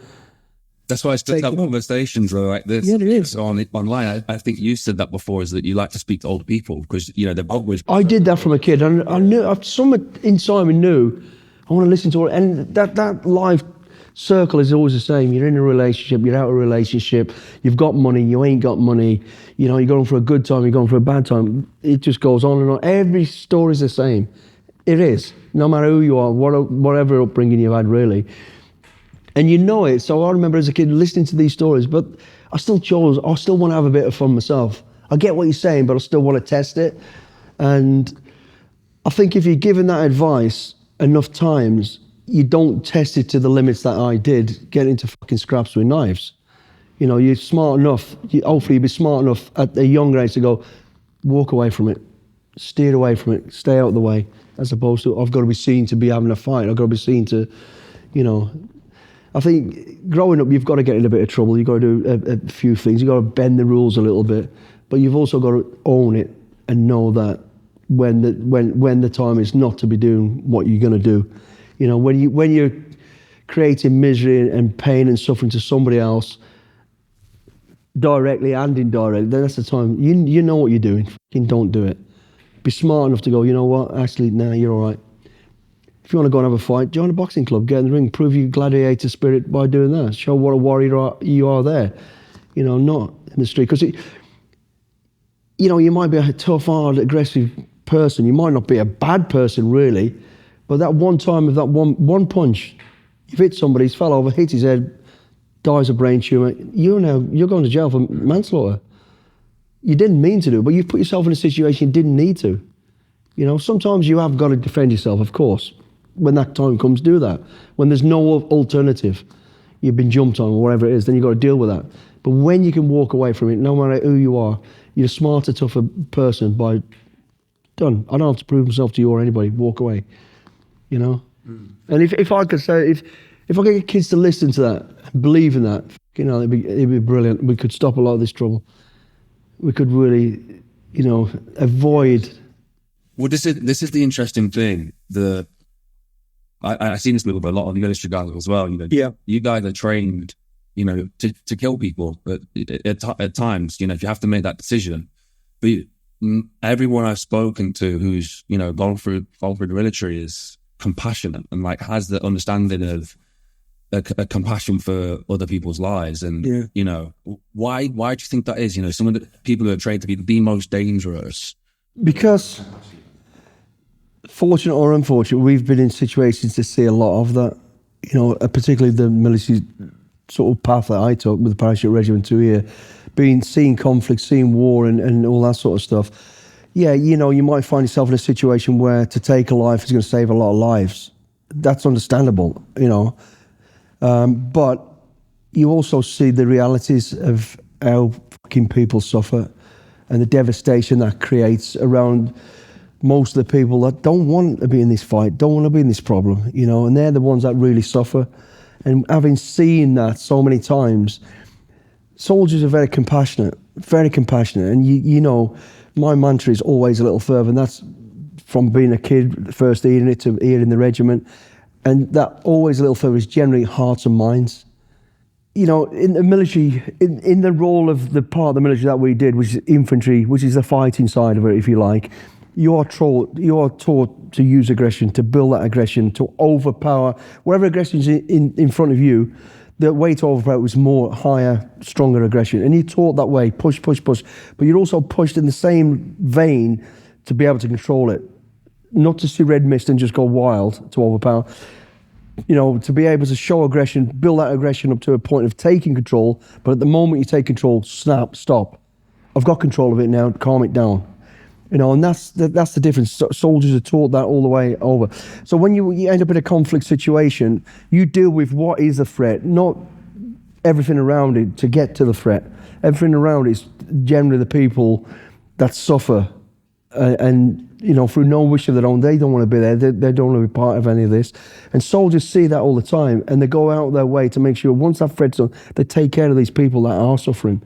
You know, you become very, very charitable people. And you go above and beyond at the risk to yourself and you know, your team at times to make sure that, and I think that's why, you know, soldiers later on in life seem to always come back to giving back, like I like to do now. You know, like try and tell these kids this ain't the way to be doing things based on the situations and the knowledge that I've got and the lifestyle that I've lived. And you find a hell of a lot of soldiers are that way. You know, they want to give that knowledge and experience because we've seen the poverty and the suffering and all that sort of stuff, and it's just, it's, you know, nonsense, isn't it? We just don't want it. Yeah, I think for a civilian or, you know, a normal person who from the outside, compassion for me is more respected when it comes from somebody who can inflict a great deal of pain. Yeah, it means more. Yeah, it's just something Somebody that can inflict a lot of pain and then does and continues to do is a fucking bully. Not a good person. You're just you're an asshole. You're a bully. You know, you're using that power and experience that you've got for all the wrong reasons. And I think a soldier, like I say, can be a fucking very aggressive creature. You know, and people, perceptions of life, people think, oh, the guy he's in the army, he's a trained killer. That's people's perception. He's trained to deal with people who are trying to kill him and to be able to overpower it and to do the right thing. That's what he's trained to do. But he's also trained to control that and do the right thing outside of that, you know, to stop the suffering, to help the people that are suffering, you know. And people never ever talk about it or even think about it. But that's what soldiers are. Yeah, not the wrong person to be not the right person to be in a fight with, but they're actually fucking, you know, compassionate about what they do. Yeah. And like an armadillo, hard as fuck on the outside, soft as shite in the middle. That's what soldiers are. You know, we're very compassionate people, and having seen the suffering over the years and years, it's always the innocent people that do suffer. You know, the aggressors generally get a slap and get a beating, walk away and do it all again. And it's the people around them, the communities, back to communities, no matter, you know, in any land or wherever you are, they're the ones that suffer. I think that's it, the perspective that you guys have from the experiences, you know, seeing people suffering and, you know, we're not wanting to, kids on the street stabbing each other, almost, you know, it just seems so ridiculous. It's just so pointless, it's just so sad. It really is. You know, these young kids today, I mean, some of them are never going to have a life. You haven't had a life as a teenager. You know, you think, if you look at life, again, cliche, life's a runway. As a kid, you know, you stood at the end of this runway and it goes on forever. You know, and then before you know it, you're in your 30s and you're kind of a quarter of a way down the runway and you're thinking about, I need some money, I need a house, I need this. And then get into your 40s, 50s and you realise, fucking hell, I'm almost at the end of the runway, I'm going to take off. A lot of these kids, because of the lifestyle they're living, you know, the knife fighting, they're never going to get to that. They're never going to have any of that runway because, you know, you end up fucking taking a life or losing your life, putting yourself in those stupid situations. And that's exactly what they are. They're stupid. It's not big, it's not brave. You think it is now, but in 5 years' time, if you could jump forward and look back at yourself, you'd crawl with embarrassment. And it's such a risk. You know, you're risking it every single time you carry that knife, every single time. And not just that, you are to yourself and the person, but man, you never think about the trauma you are causing to the people that care about you. Your brothers, your sisters, your mom, your dad, your uncles, your aunties, you know? You know, that's where the damage is. Yeah. They're the people that, you know, your poor old mother. People used to say to me, my auntie said to me now, you're the one who put the silver in your mum's hair. And actually, they're right. I did. I can't change that. If I could tell fucking kids now, don't do that to your mother. Yeah. You know, I aged my mother by 30 years because of the way I was. Because your mother loves you, you know, and they're the ones that suffer. You know, after I got stabbed, I remember looking at my parents and thinking, I cannot put them through this anymore. Yeah, I can take the pain. I don't care. I could, you know. That's in the other side of my head. I'm a tough kid. I'm all that. But actually, they're the ones that are suffering, not me. I'm the fucking idiot that's created that. I hope you're enjoying this episode so far. Today's video was sponsored by Huel, a quick, affordable, nutritionally complete source of food with everything that your body needs. I also have just started recently using Huel's Daily Greens. Please go check the link in the description for the best greens on the market, in my opinion. They taste amazing and they have everything that your body needs. Find exclusive offers down below with the link. Thank you to Huel for sponsoring the podcast. You know, growing up in Warsaw with, you know, on a castle estate. Yeah. Let's say you didn't get stabbed. You didn't have this moment of this epiphany that I need to do something to change. What would that life have looked like? Or do you remember anybody from back then who, you know, similar position as to you before getting stabbed, and then they went a different direction, you went your direction? Yeah, I've seen both sides of the coins. You know, I saw the kids that weren't even in the gangs, but as I've, you know, I went my path, and later on down life, I go back to Warsaw and how so-and-so, oh, he's dead. You know, two of the people I used to fight against, actually, one got stabbed, one did get stabbed to death, and one got shot. They're both dead. You know, but on the other side of the coin, oh yeah, so-and-so now, yeah, he's got his own little business. He runs a scooter building company who does this, you know. So who knows where your path's going to go? What you can do is mitigate that risk of pushing yourself into a position that you have a choice of not creating, i.e. not becoming a scumbag, a fucking problem. You know, we all have an option to fucking try and do something decent. You know what's interesting? After reading the book, a lot of your ambition, from my point of view, looked like you wanted to try and prove your dad wrong. You know, at the time, there's a lot of that. Yeah, there is. You know, or I don't know if it was to make him proud or prove him. To make him proud, definitely to make him proud. Yeah, I wanted him to, you know, not just see me as this fucking little idiot, but actually somebody who can do something. You know, and as I started to really do half decent things, you know, working on a film with Sean Penn, doing this, doing that, I wanted my dad, unfortunately, died before all that. And I never got a chance to fucking show him, actually, I am a decent person. I've turned things around. I think they saw that anyway, because I got into the army, you know, I'd started to gain respect for myself and everything that I was doing. I was becoming somebody decent. And I think I've talked about this before with you, but time is everything. You know, time is the most valuable thing we have. You don't know how much you've got of it. You don't know when it's going to be taken away from you, and you've got to make the most of it. And I remember, I always said to myself, I used to say quite regularly, I'm going to sit with my dad and talk about my day in the Power Age and what I've been doing and this, that, the other. And then later on, after I got the MBE, my dad listening to the citation of why I got it and watching his face going, he did what? He had no idea. And I always said, I want to tell him about it. I want to make that proud moment of me. That was me, Dad. I did this. And what I used to do, like everybody does, I'll do it next week. I kept putting it off. I'll do it tomorrow. Tomorrow never comes. That is my biggest regret, not actually sitting down with my dad and just going, hey, this is what I've done. But yeah, I was always trying to make him feel proud of me. And I know he was, but I wanted to hear him say it. And I wanted to actually tell him things that would surprise him and make him even more prouder, if you know what I mean. Yeah, well, it sounded like through your younger years, because he didn't say it, you didn't really realize it. And then there's this wonderful moment where, well, is it tragic time for you at the time? After he passed, you go under his bed, you find the box, and he's got clippings from years and years. Yeah, from the time in the parachute regiment, serving in Ireland, being in Cyprus, even boxing, because he never came to any of our boxing fights. So from when you was a kid? Yeah, he never, and I think that's where it really started, was I'm being somebody now, Dad, and I'm now a legitimate amateur boxer, you know, up to, you know, like winning the Staffordshire title, all that. He never came to any. And I was thinking, why? He's got no interest in me. Didn't come to any football. But actually, it was when I wrote his eulogy, I sat down and went, who was my dad? And I went, and then it clicked. He was a ring of steel around the family. My dad was a real hard-working man, 12-hour shifts most of his life. And, you know, all he wanted to do was put food on the table. He didn't really have the time. Maybe a little bit he could have, but you know, I could imagine 12-hour shifts, like 6 days a week. On his Sunday, he'd sleep most of the morning, then go out and have a few beers. That was his life.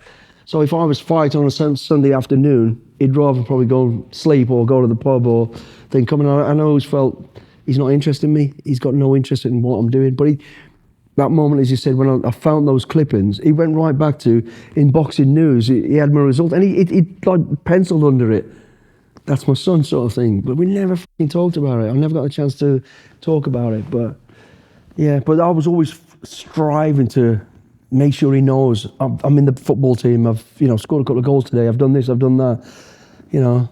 And that's when you got the MBE then, where you could... It was a chuckle. It was a funny moment, you know, because I'd actually, not big time, I'd forgot, why am I getting, what reason, we'd done so many things. You know, and bearing in mind, I didn't actually go and get it for 4 years anyway. So in that 4 years, we'd done another load of things. So when I went down there, I remember going to the house to tell him, look, I've gone down to, it was supposed to be the Palace, but by the time I got round to it, it was at Windsor Castle. I said, we're going to Windsor Castle to get this. And he said, for what? And I was like, I'll tell you about it. Again, why didn't I just sit down and go, I think it's for this, and told him a load of stories, anything, you know, true stories. I didn't do it, kept putting it off. And then when we went, you know, and at that moment of looking across, and the Majesty's on the left, and I'm looking, I can see my mum and dad there, and I was like, just chuckling to them. I think, this is a great moment. This is really nice for them, more than it was for me. And then the lady, in which I was, reads out, why are you doing it? You know, why are you getting it? And watching my dad's face, and he's looking at my mum going, he did what? They're almost having an argument. as if my mum knew and he didn't. And my mum's going, I don't know. And I'm looking and laughing at him, thinking, oh my God, this is perfect. This is funny. And then going out there and then, you know, and then after, same thing. Because we'd finished, we had the ceremony, all that sort of stuff. Then we went back to the hotel, and it was almost a rush then to get back home, rather than maybe just stay an extra night, have a few beers, and talk about it. Because he was asking me about it, and I went, when I come down next week, Dad, we'll have a bit. I'll tell you, and I never did it, you know. So back to that, make the time, you know, because you just never know when you're not going to get an opportunity. And I didn't get the opportunity, unfortunately. But what I do know, you know, having found all that stuff, which is heartbreaking, really, just sitting on his bed and reading, oh, fuck, why didn't I just do that? You know, it was heartbreaking, it really was. But to know he did know is kind of, it's a nice feeling, really. Because with the boxing as well, my mum came. Yeah. My mum came to the fights. Wouldn't watch it, she'd be like all the way through it. Yeah. But she came to all the fights and stuff, you know, and I just thought, where's my dad? Because boys do, they want, you know, it's that my dad's tougher than your dad. My dad's the greatest. You know, in the back of my mind goes, my dad don't even like me. Doesn't even come to my football, doesn't even come to my boxing. Yeah. But it's just that generation as well, you know. Yeah, I was about to say, yeah. Yeah, he's a very strict man, you know, and he's a very proud man, a grafter. Jesus Christ, worked all his life, you know. He was 6'4", big old boy, and he some of the jobs he did, crawling through pipe systems, breaking off asbestosis back in the day. He's done everything. Just an hard worker, you know. Not an academic man, but a tough old boy. But he was a ringer. He would never let anybody harm our family. I saw him have a fight one time. Somebody verbally abused my mum in the street. I'll never forget it. And we stood in the embankment overlooking our backyard into the yard of the person that did it. And I watched him smash out 3 people. And I was like, you know, he can move. Just because they abused my mum. He was so strict and protective as How old was you at the time when you saw that? I was about, I don't know, 10, 11. So you learned that. Yeah. Being a part of, you know, protecting your family. Yeah. Taking care of yourself. Yeah. But he was just a simple man, but you know, actually a great father. I just wish, you know. What would your advice be to people? You know, because so many of us, and this is interesting that it's coming from you as well, because your whole life and your career was so fast paced. How would you advise people to slow down and make sure that they are at least spending some time with the important people? I'd say just make that time. Nothing is more. I'll tell you now.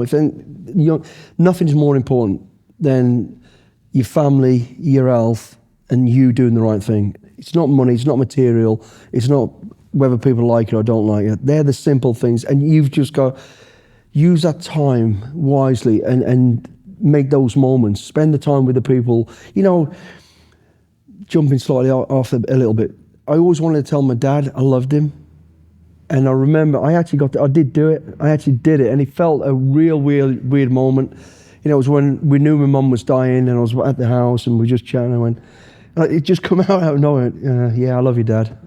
And he looked at me like, I just said, I've just robbed your wallet. He's like, looking at me like I've gone strange. And he's like, because he's a big old bruiser, like, you know, it's like, and they just changed the subject straight away. All right, I've said it. But I was glad I'd actually said that, you know. Yeah. So I would say, make the time to spend with, because you just don't know what's around the corner. 2 days ago, I get a phone call, my mate's just died, cancer. You know, like, what? You just don't know what is around the corner and how much time you've got. But make the time for what is worth making time for. That's yourself, your family, people that love you, and taking care of yourself. I think we can be so self-absorbed with what you feel, you know.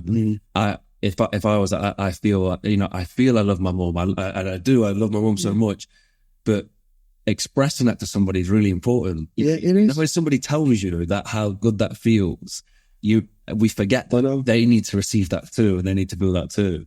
And for me, it felt weird for me to say it. Yeah. Although I always wanted to say it, and it felt weird for me to walk away from a fight. Yeah. But, you know, I'm old enough and wise enough now to know that's actually the best thing to do.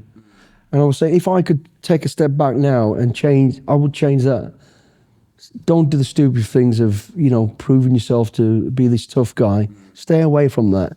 Spend time with your brothers, your sisters, people who really mean something to you, not the guy who's the hard guy in the street who actually don't care about anybody but himself anyway. You know, so, yeah, if I could go back and change things, that's what I'd definitely do. And then what, you know, you just spoke about your dad, but like, what was your mum like? Oh my God, she was like the Queen Mother. My mum would never say anything bad about anybody, even the people that stabbed me. Honestly, she was an amazing woman. Absolutely, just loved everybody. She was just, but so funny as well. You know, her and my dad. You would never put them together. She was tiny, my dad was massive, and they used to hate each other. You know, and she was going a bit deaf. And my dad, and she'd be, oh yeah, he's an idiot, he is. At the top of her voice, like, for thinking that my dad couldn't hear. They were comical. I was sitting there, and my dad sat there like, looking at her. She was brilliant, mate. She's just such a lovely woman. Honestly, never complained about it. Hard worker as well. She used to work 12-hour shifts all the time as well. And both of them used to like shift? Yeah, like my dad had generally worked the night shifts. That I remember, the periods I remember. He did 12 through to them, and then my mum would do the 12, but so she'd drop that. My auntie would take us to school. At the time I went to school, and then they'd pick us up and they'd keep us there till, you know, mum got home in the afternoon, late evening, early evening.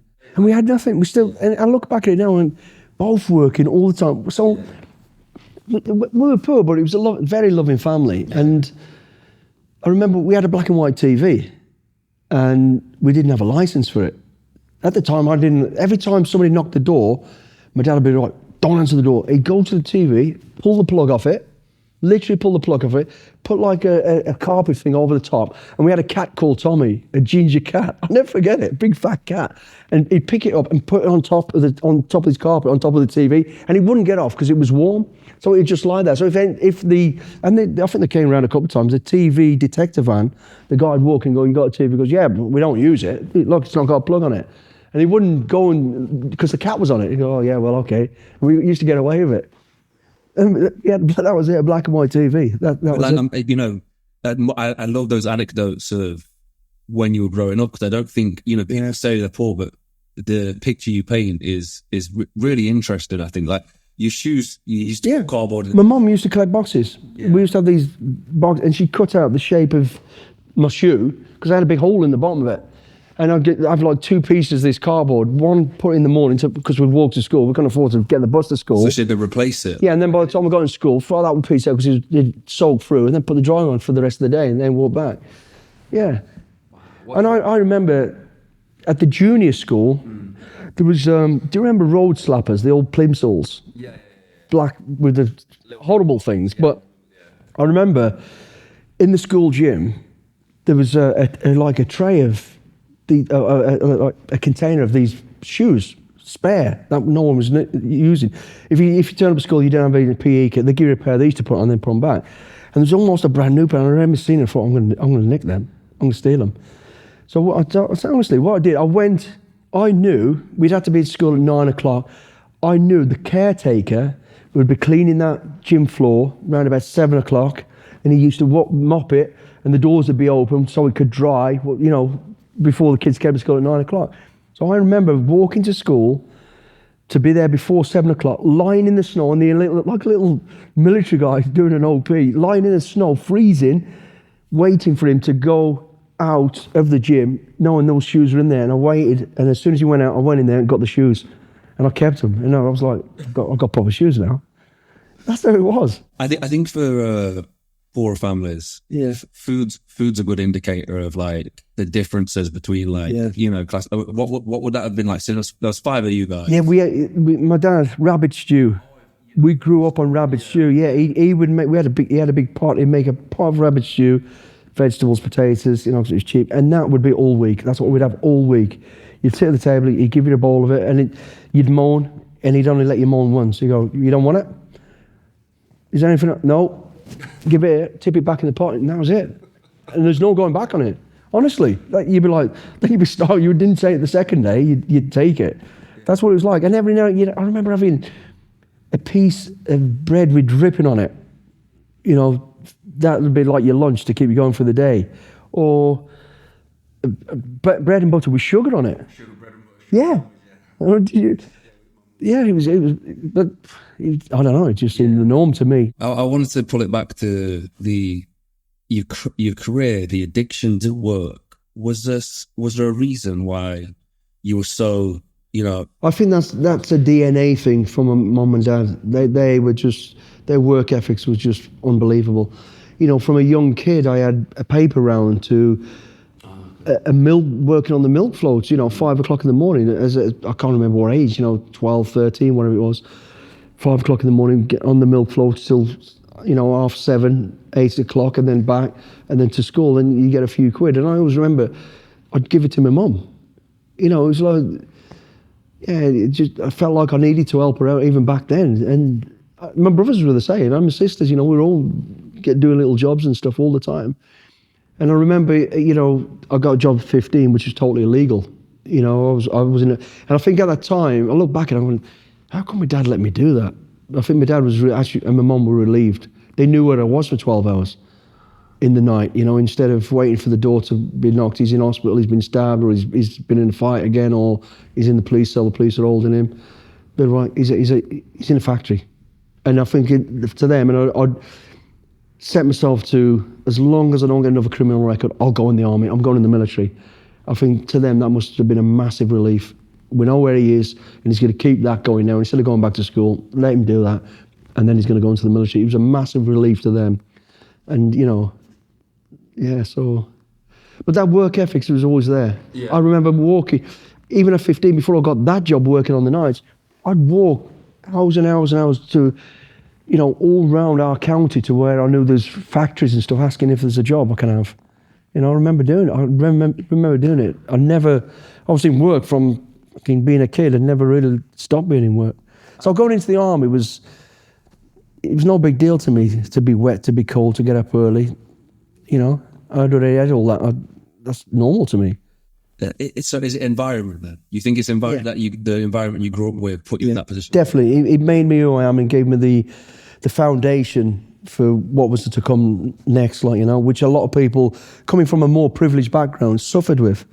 Because they got up in the morning in a nice warm bed. Our bed situation, 3 of us in one bed, in what would be a single room. My 3 brothers and my 2 sisters were in the other room, which is even smaller. Yeah, but that was normal to us. He was literally get up in the morning, first up, best dressed. You'd be like, right, grab it, whatever you can get it on. That I'm having that today, and you'd be fighting over it. That's my jumper. No, I'm having it. The only thing that was different was shoes, because we were all different size feet. So it's who got the best piece of cardboard.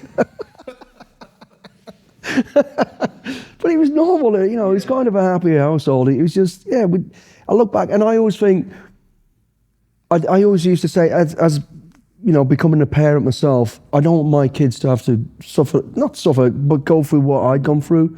But that was, at the time, that's what it was, So, and I'm always very mindful of not spoiling them too much. Don't give them everything. They've still got to understand values of work and of money and how important that is. Now I've got a little bit of money, I don't give them everything.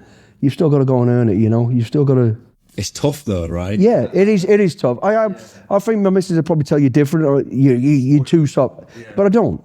I don't, mate. I really don't. Yeah, so that's something I'm caught in, because I feel like that I want to make sure my son's got absolutely everything. Yeah. I don't want to spoil him, but I want to make sure he's a hard worker and a grafter at the same time. It's like finding this balance between... I am more about, and actually, if I'm honest, this is from my missus who really pushed me towards this.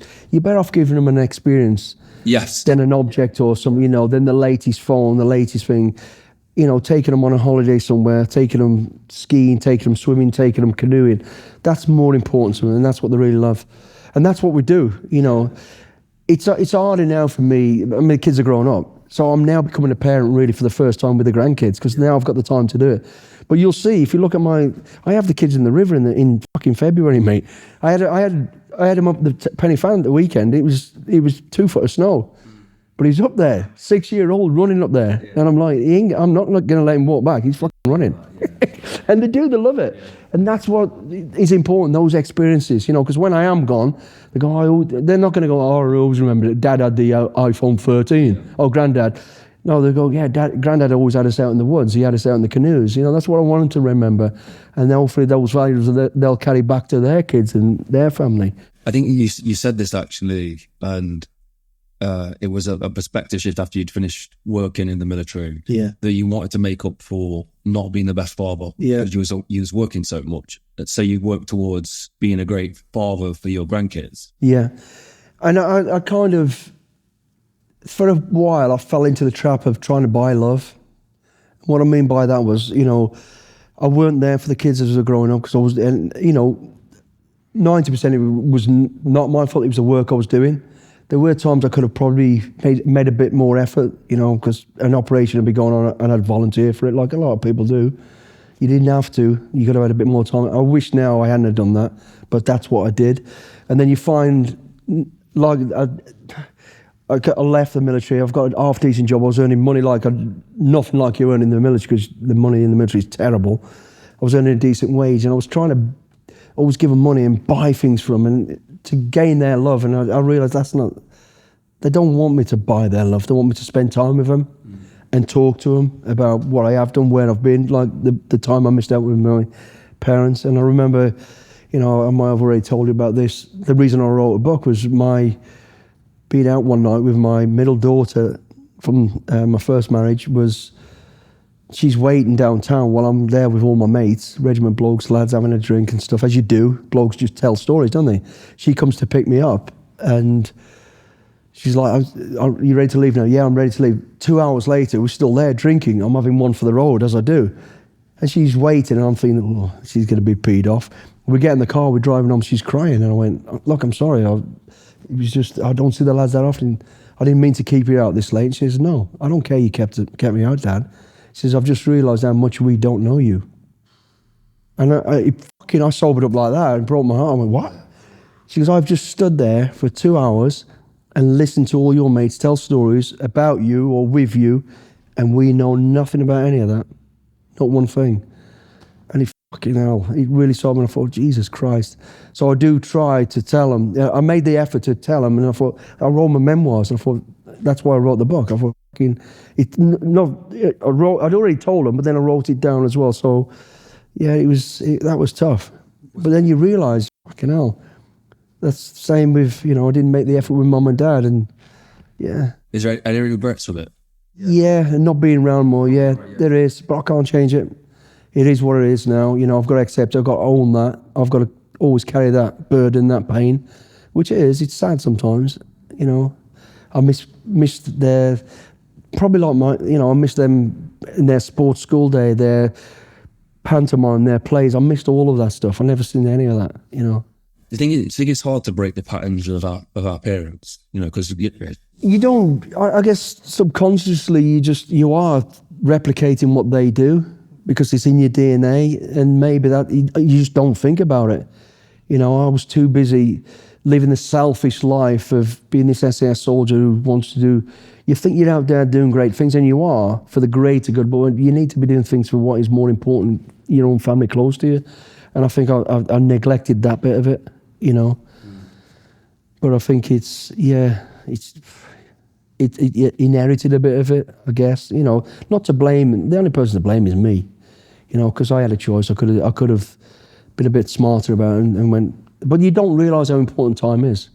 That comes back to where we are about how important. And like, you know, if young kids listening to this would take one thing away, time is the most important thing. Not who you think you are, how much money you got, what materials you are, what your reputation is. Time is everything, and spend it with the right people and doing the right thing. It's unbelievable. Yeah. So that's what it was. I didn't realise what I know now, that sketch, you know, how important this would be. And you always think, the kids are always going to be small, and they ain't. You know, you come home and all of a sudden they're leaving school and you're like, what happened there? And I feel guilty for that, I could have been there more. You know, and it's just, that is the lifestyle of the regiment, and it's easy to use that as an excuse, but I had a choice. And I probably chose the wrong one with that. That is a good perspective to put out there, though, because it is, yeah. I mean, I'm guilty of it as well. Yeah. And again, it's like treading the paths of my parents. Well, my dad in particular. Like, the biggest thing I always said, don't want to be like him.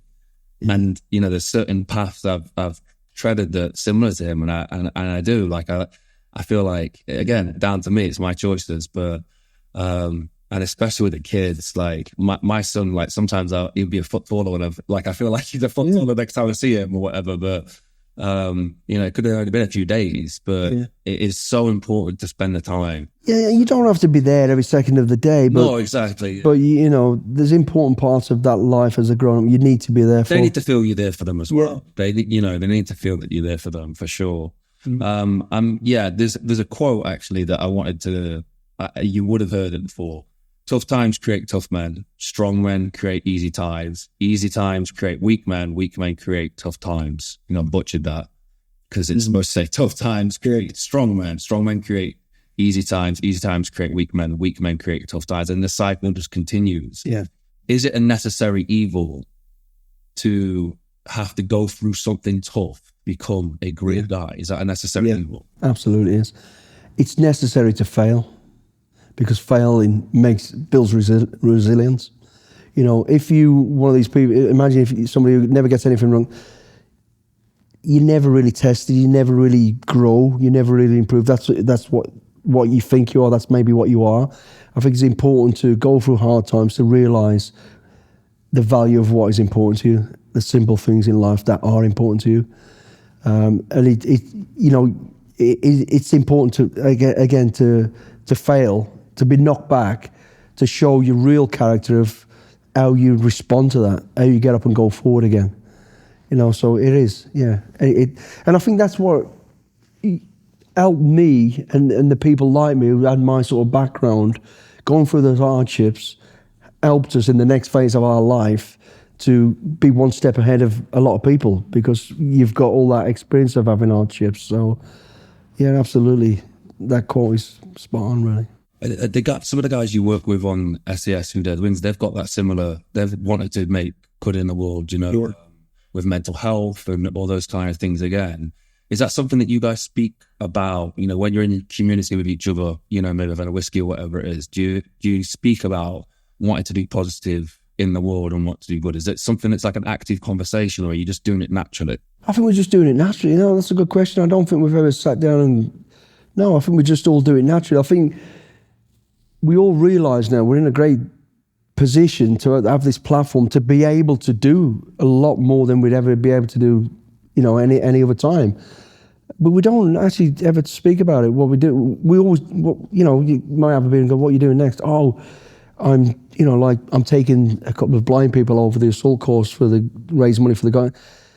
But we don't, yeah, I mean, it's like a throwaway comment. Oh, that's what I'm doing next. But I think we're naturally all gravitating towards giving back. Everything seems to be built around giving back, not going out to earn more money or a new job or whatever it is. It's all about, yeah, that's a good question. But I don't ever recall us talking about that in particular, but that's just comes up. That's what we're doing. And then, you know, I'll hey, Foxy, what are you up to? Oh, I'm just out doing a charity role, or I'm doing a charity something, or you know, you just seem to be always doing it. Yeah, I think it's because of the nature of who we are and the backgrounds we've had and the experiences we've had, realising what is important in the world, and also realising there's always somebody worse off. And it's a great feeling. I honestly say this, it's better than a big paycheck to see a smile on somebody's face who was in a bad position and you've helped them.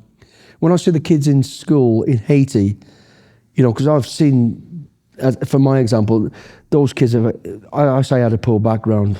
I had a millionaire lifestyle compared to these kids. But to see them, you know, like my missus, oh, so-and-so's just graduated school. I think, no, that kid was living on an old car bonnet on the side of the street when we met him. He's now graduated, he's got education, he's in his little uniforms. And you think, it's beautiful.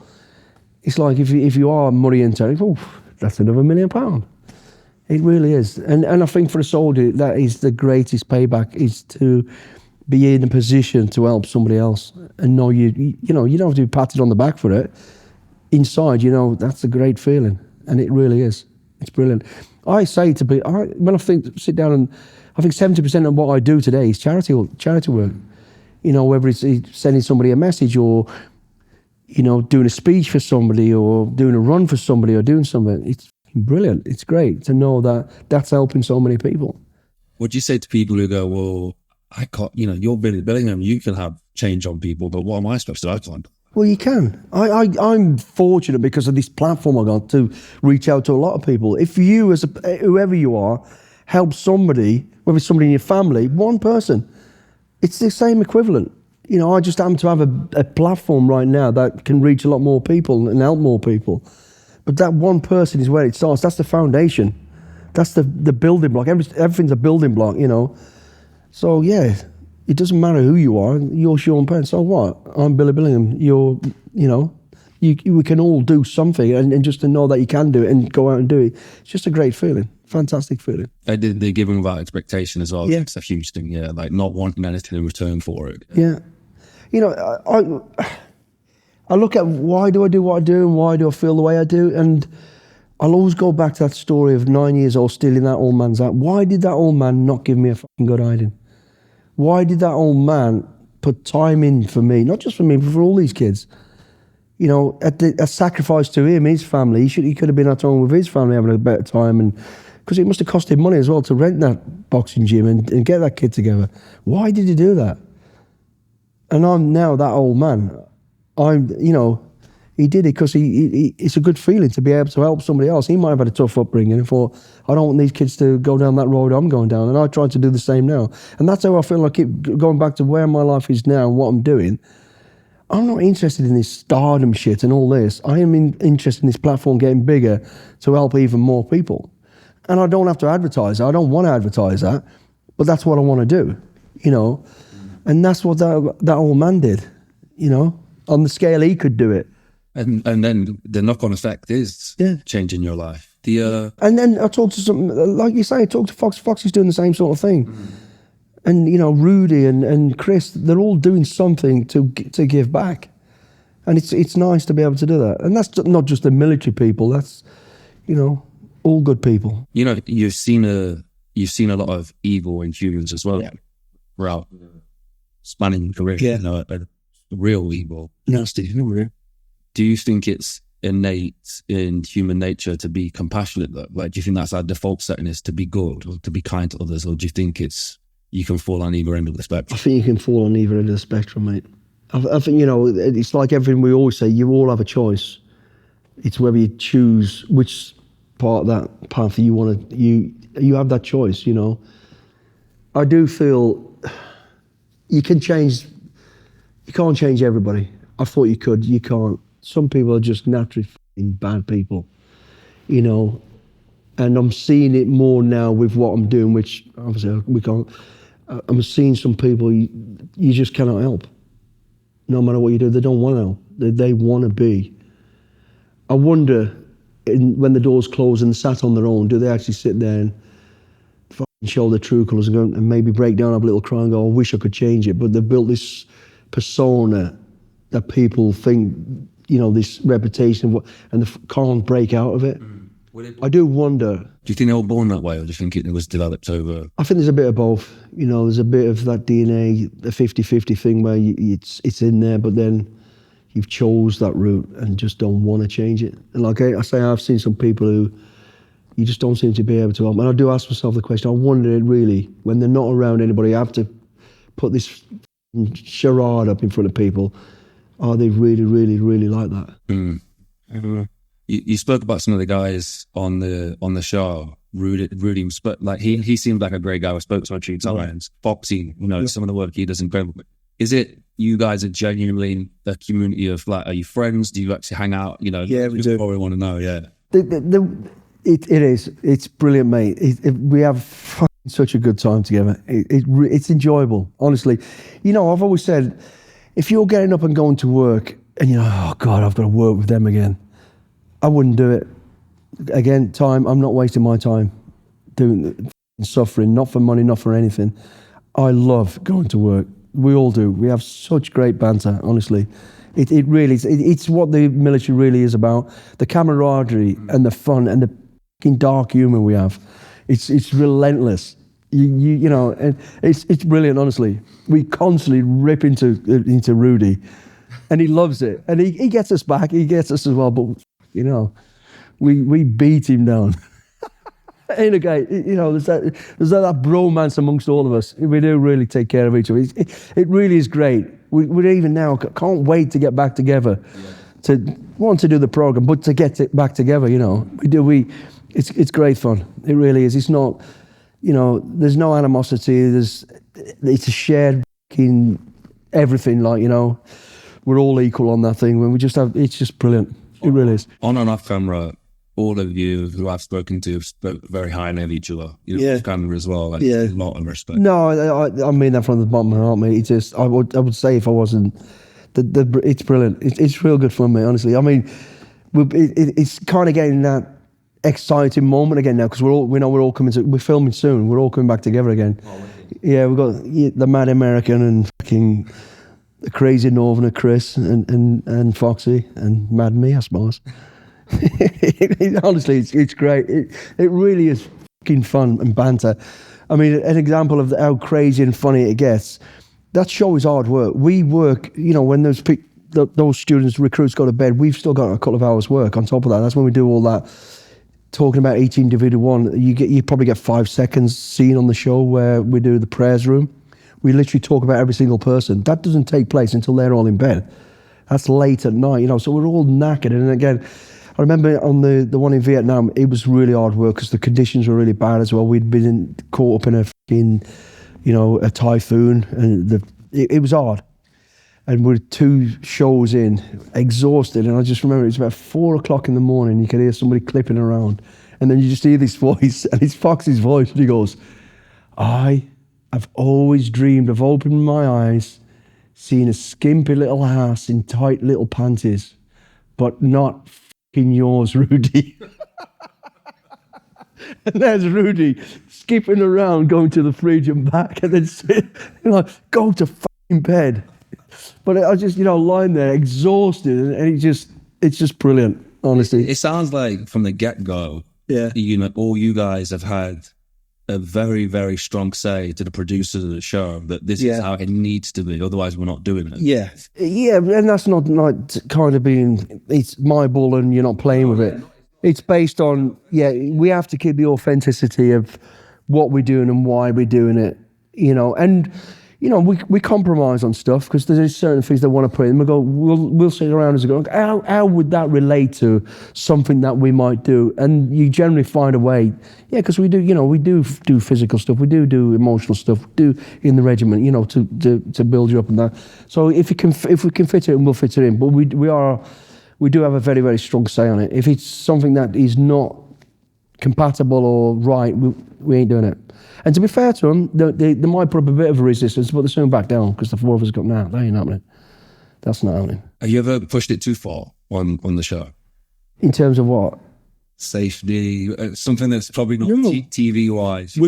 We push it to the limits. We always say we don't ask them to do anything that we cannot do. Right, okay, yeah. And we actually do it. You know, the only rehearsal to that, there's no rehearsals on the show. The only rehearsals are any of those tasks which are ballsy and hard and dangerous at times, we all do them. We do them on our build-up. They don't see them doing them. They'll see one demo from one of us, but we would not ask them to do anything that we can't do.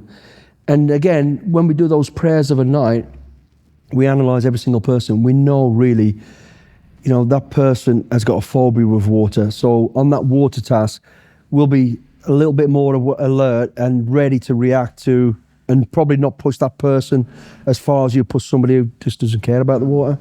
You'll still do it, still have to do it. You'll get their 100% out. So, I mean, because one, you don't want to hurt anybody. It is a TV show, but it's an experience.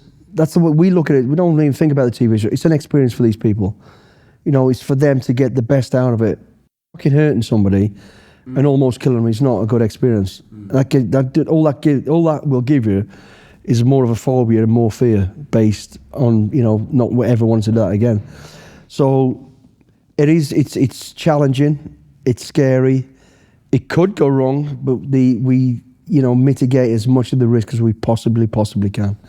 And we'll always make sure that we've done it first. That's an incredible show, man. People absolutely need it. We love it. I mean, I love it for really what it is in terms of it helps people. That person, that one person, that every individual walks off that show a better person, a better version of themselves. Fact. You know, and it's because once they've shown the vulnerability, they've all come for a reason. And the reason is they've lost direction. They don't really know who they are anymore. And they've not been challenged anymore. They get everything, physical, mental, and emotional, pushed through their limits. And they do, and they end up a better version. They will all go to a place better and further than they thought. Whether they leave on day 1 or day 10, they all leave a place doing something that they never thought they could do. Every one of them.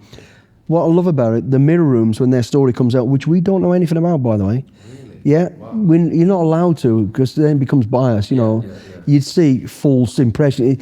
So when things come out, sometimes you're like, you know, where did that come from? And we've now got to face that and come up with a solution to it, or a potential way out of it for them to move forward. And some of the things you're like, Jesus Christ, in your head you go, oh, that's horrendous.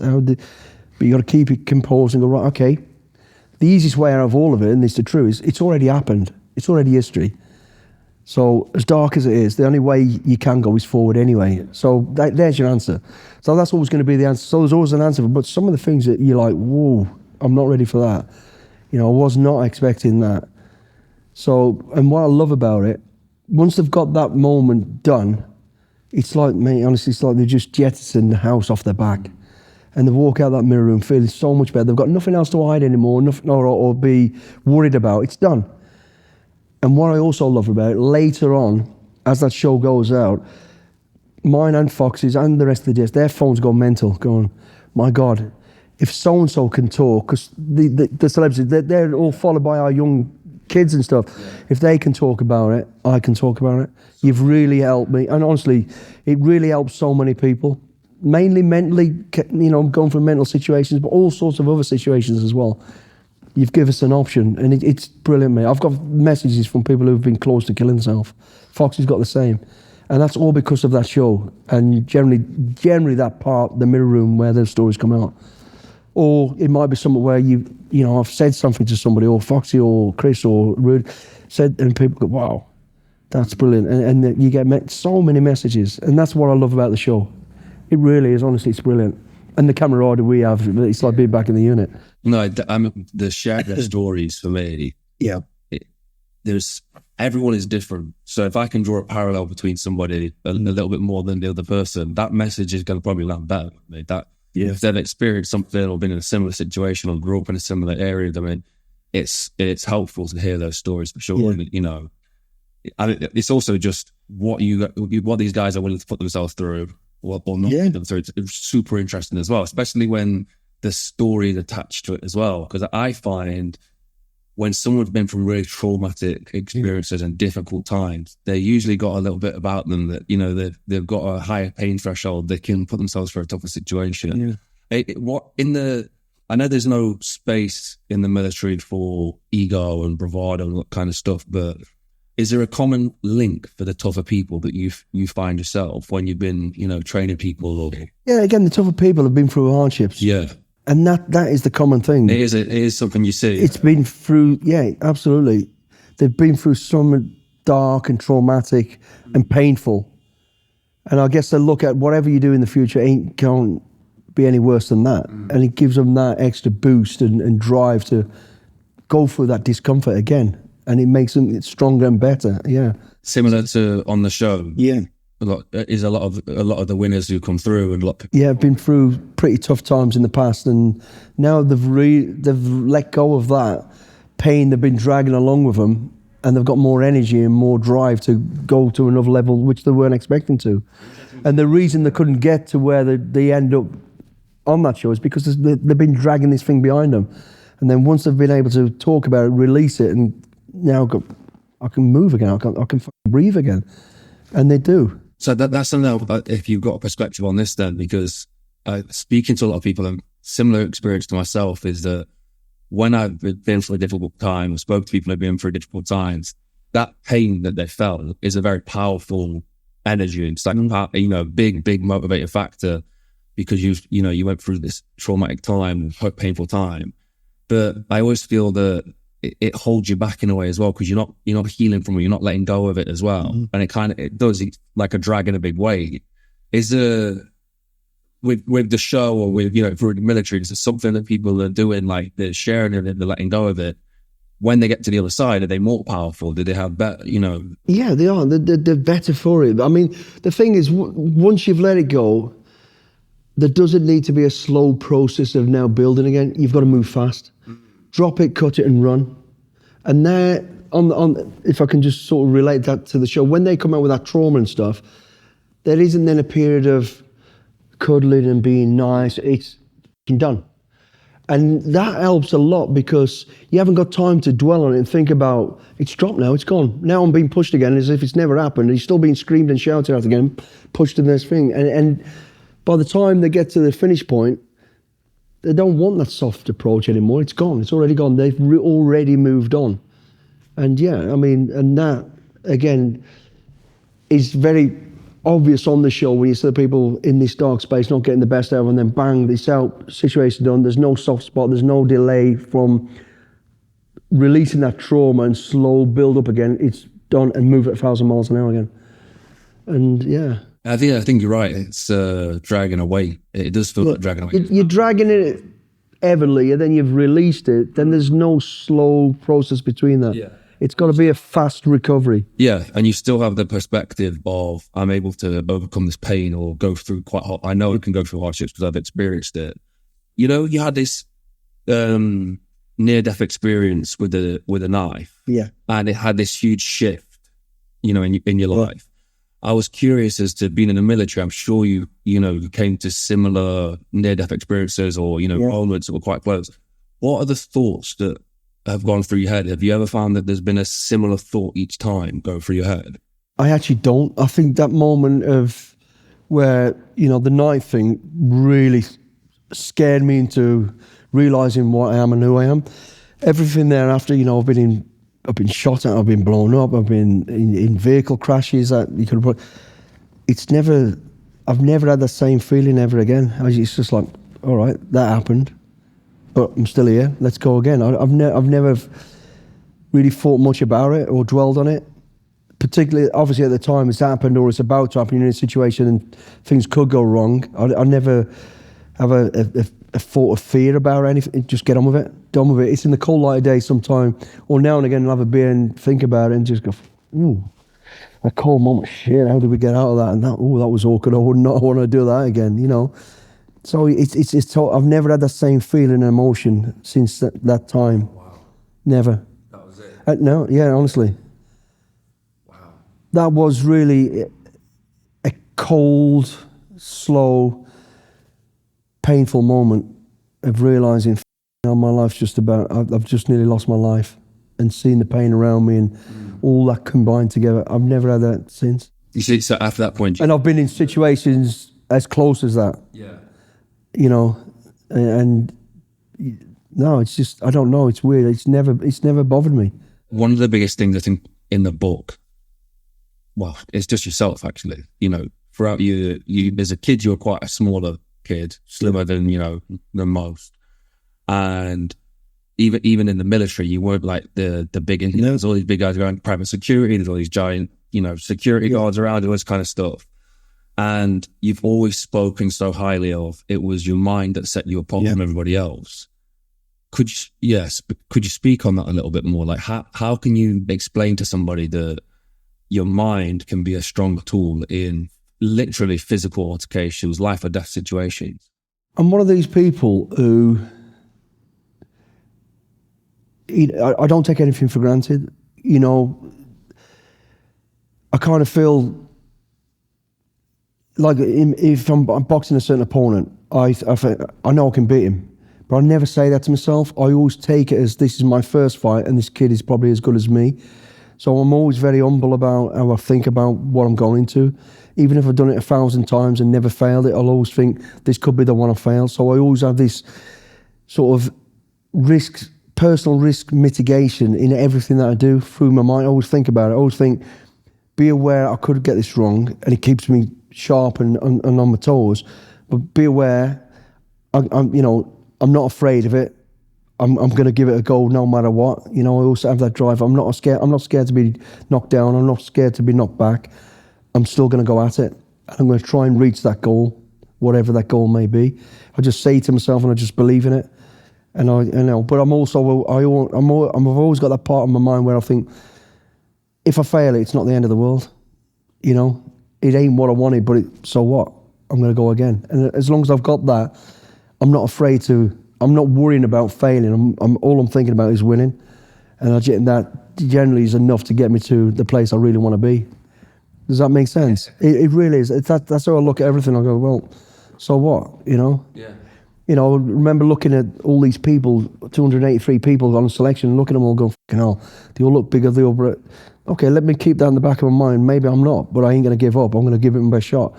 And as people fall by the wayside, I've kind of grew strength out of their failure, their weakness, to make me feel better, but keeping it humble, you know, keeping humility and going, okay, I could still fall at the next hurdle and just go again and again.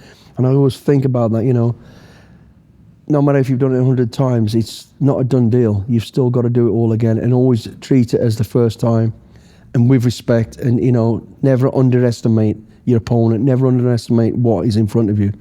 No matter if you've done it 1,000 million times, treat everyone as a new challenge and give it everything you've got. And I do that all the time. Perfect mentality, yeah. To go, Always fair do. yeah, it is perfect mentality. You know, Going out for a run with a younger person, I'm thinking, this is going to hurt, but I'm going to do it.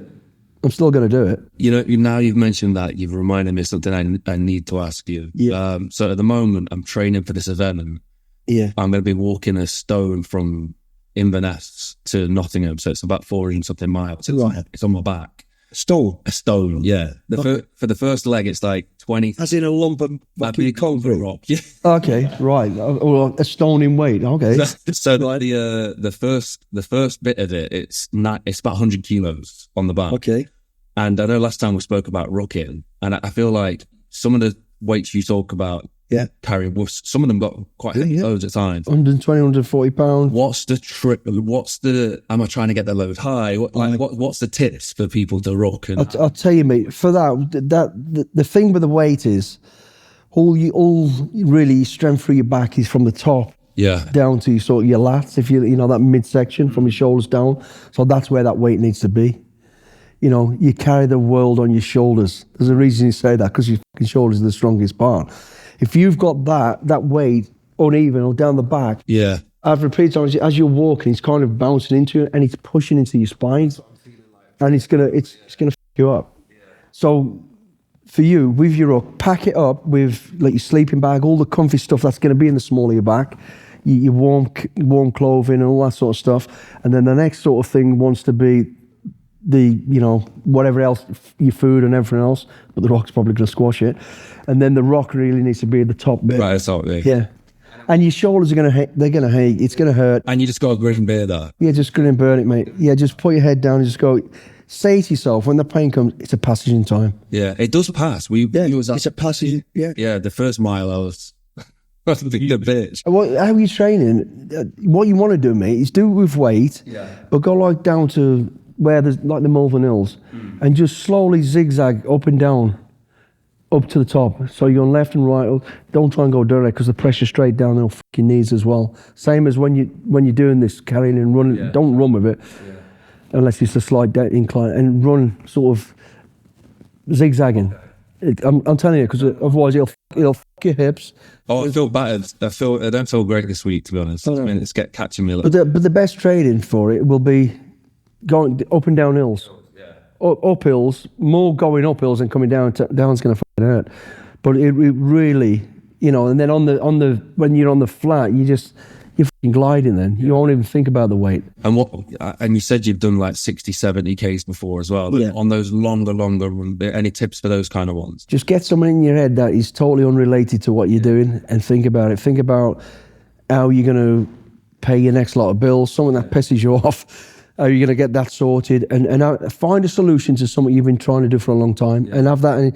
So by the time you've got a number of answers to, I don't know, starting your next business or doing whatever you want to do, you'll be like, No, I've only got a mile left. Just let the body take you for. Take your mind away from it. Don't think about what you're doing. Just think about it's a passage in time. And I honestly say that every step is a step closer to the end. Yeah. Whether it's one slow step, 10, you're closer and closer to the end. Just keep going.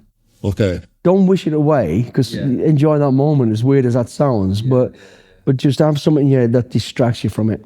I'm going to take those tips on board. So I'll close out on this, but that has flown. The time has flown there. Yeah. But I'm a massive fan of quotes. If they're good quotes, I like them. You share a lot of quotes on Instagram, on some of your posts. So Neve's written some of these down for me. And the first one I just wanted to read one out and then just get your opinion on it. The first one to me, we spoke about this before.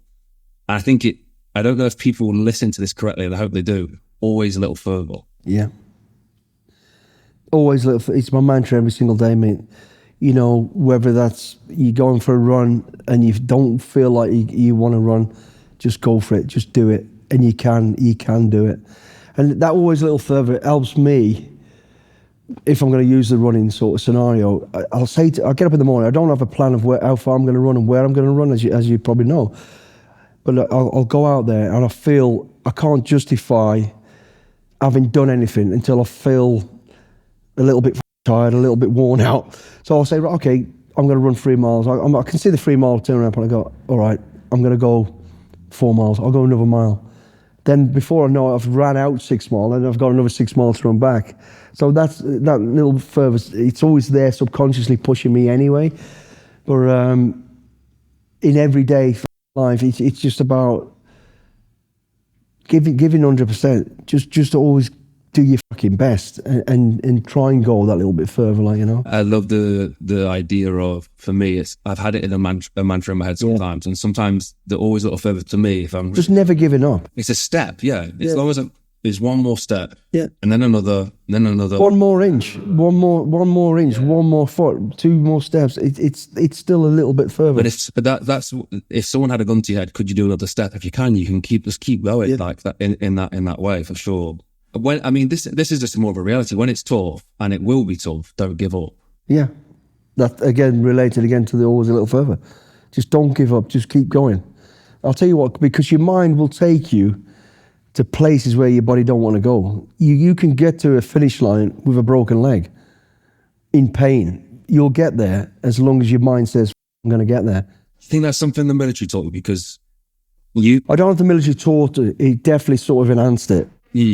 Because my thought is there's situations you can't give up physically. You're not allowed to give up because because because the giving up is it's over, done, and that's not an option. That is never an option.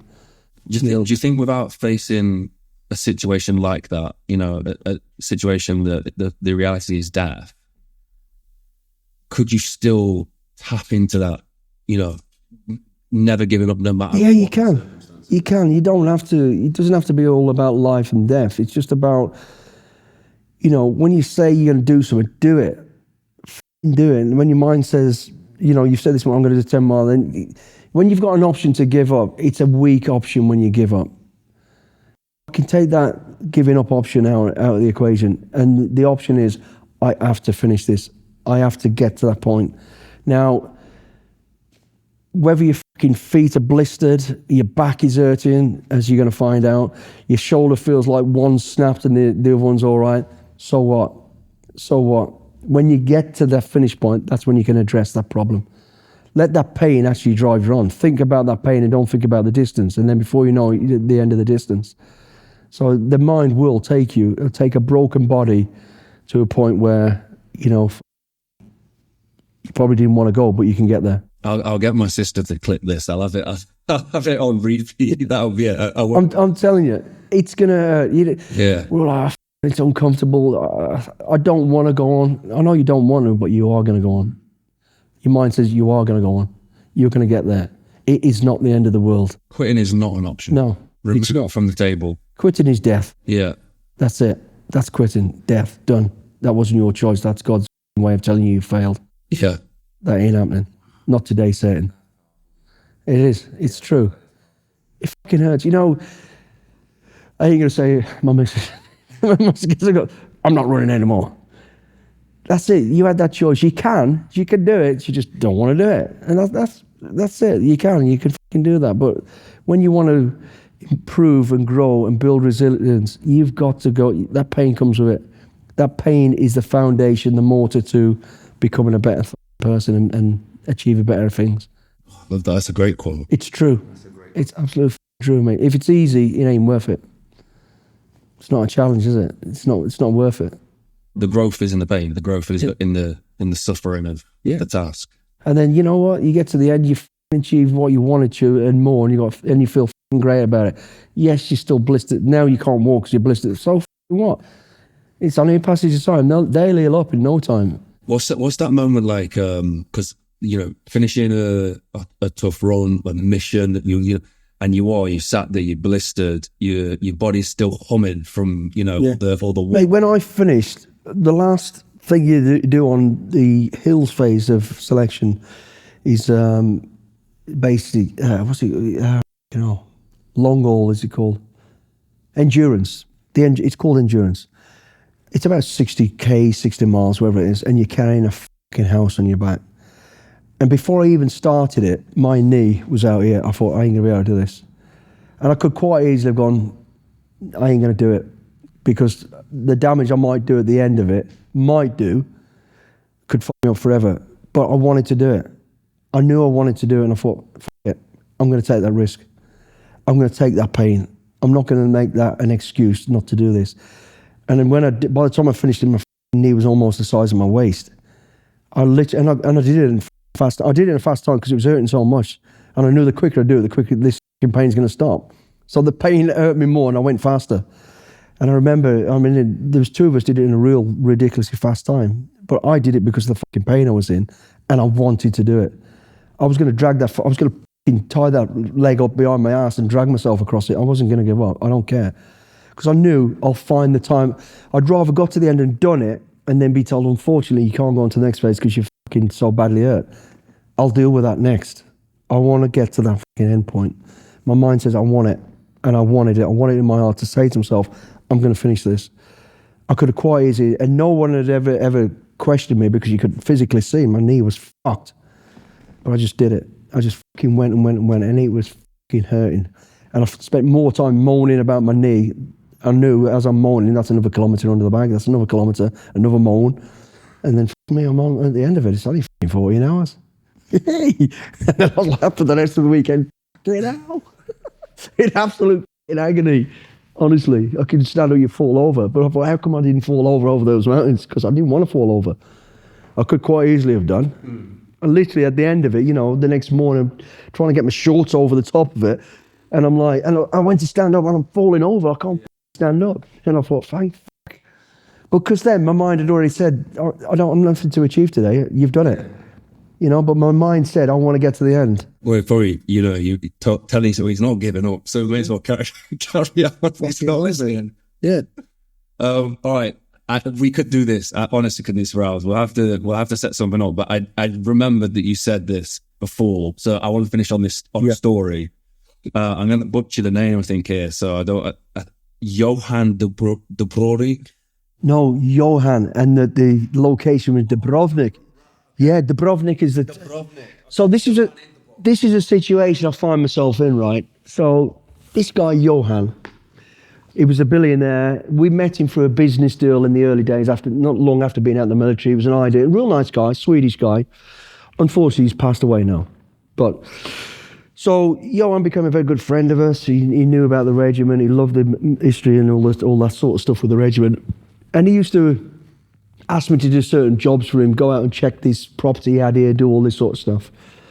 And he'd pay me a little bit of money for doing that. It was like a little bit of work, but he was friends. And then one time he says to me, Billy, I've got a meeting in Dubrovnik. And in Dubrovnik, he had a bunch of properties. He said, I'd like you to come with me. And I says, at the time I didn't know if I could. And he goes, well, I'm not going to go till you come. And I thought, well, that's a bit weird, but that's nice. Okay. So he invites me across. Eventually we go across to Dubrovnik. We get over there. These properties are mansions. And then he tells me when we're over there, he goes, I've got a meeting with my lawyer to try and get these properties back. I mean, what do you mean try and get them back? He tells me then, his business partner, who's a Croatian, bit of a gangster, has tried to steal these properties off him, or has stolen them. I went, right. So what's my part in this? He goes, oh, no, I'd just like you to be here, you know, no big deal, it's fine. So we go to, I'm feeling something ain't quite right here. So we go to dinner with his so-called business partner, who he's having this bit of battle with before he meets his lawyer. And we sat in this little sort of village in Croatia having this meal. And I'm sat there and I'm listening to the conversation. What he doesn't realise, I can speak Serbo or Croat. And I'm listening to them talking about they were going to probably kill him. And I'm thinking, am I listening to this?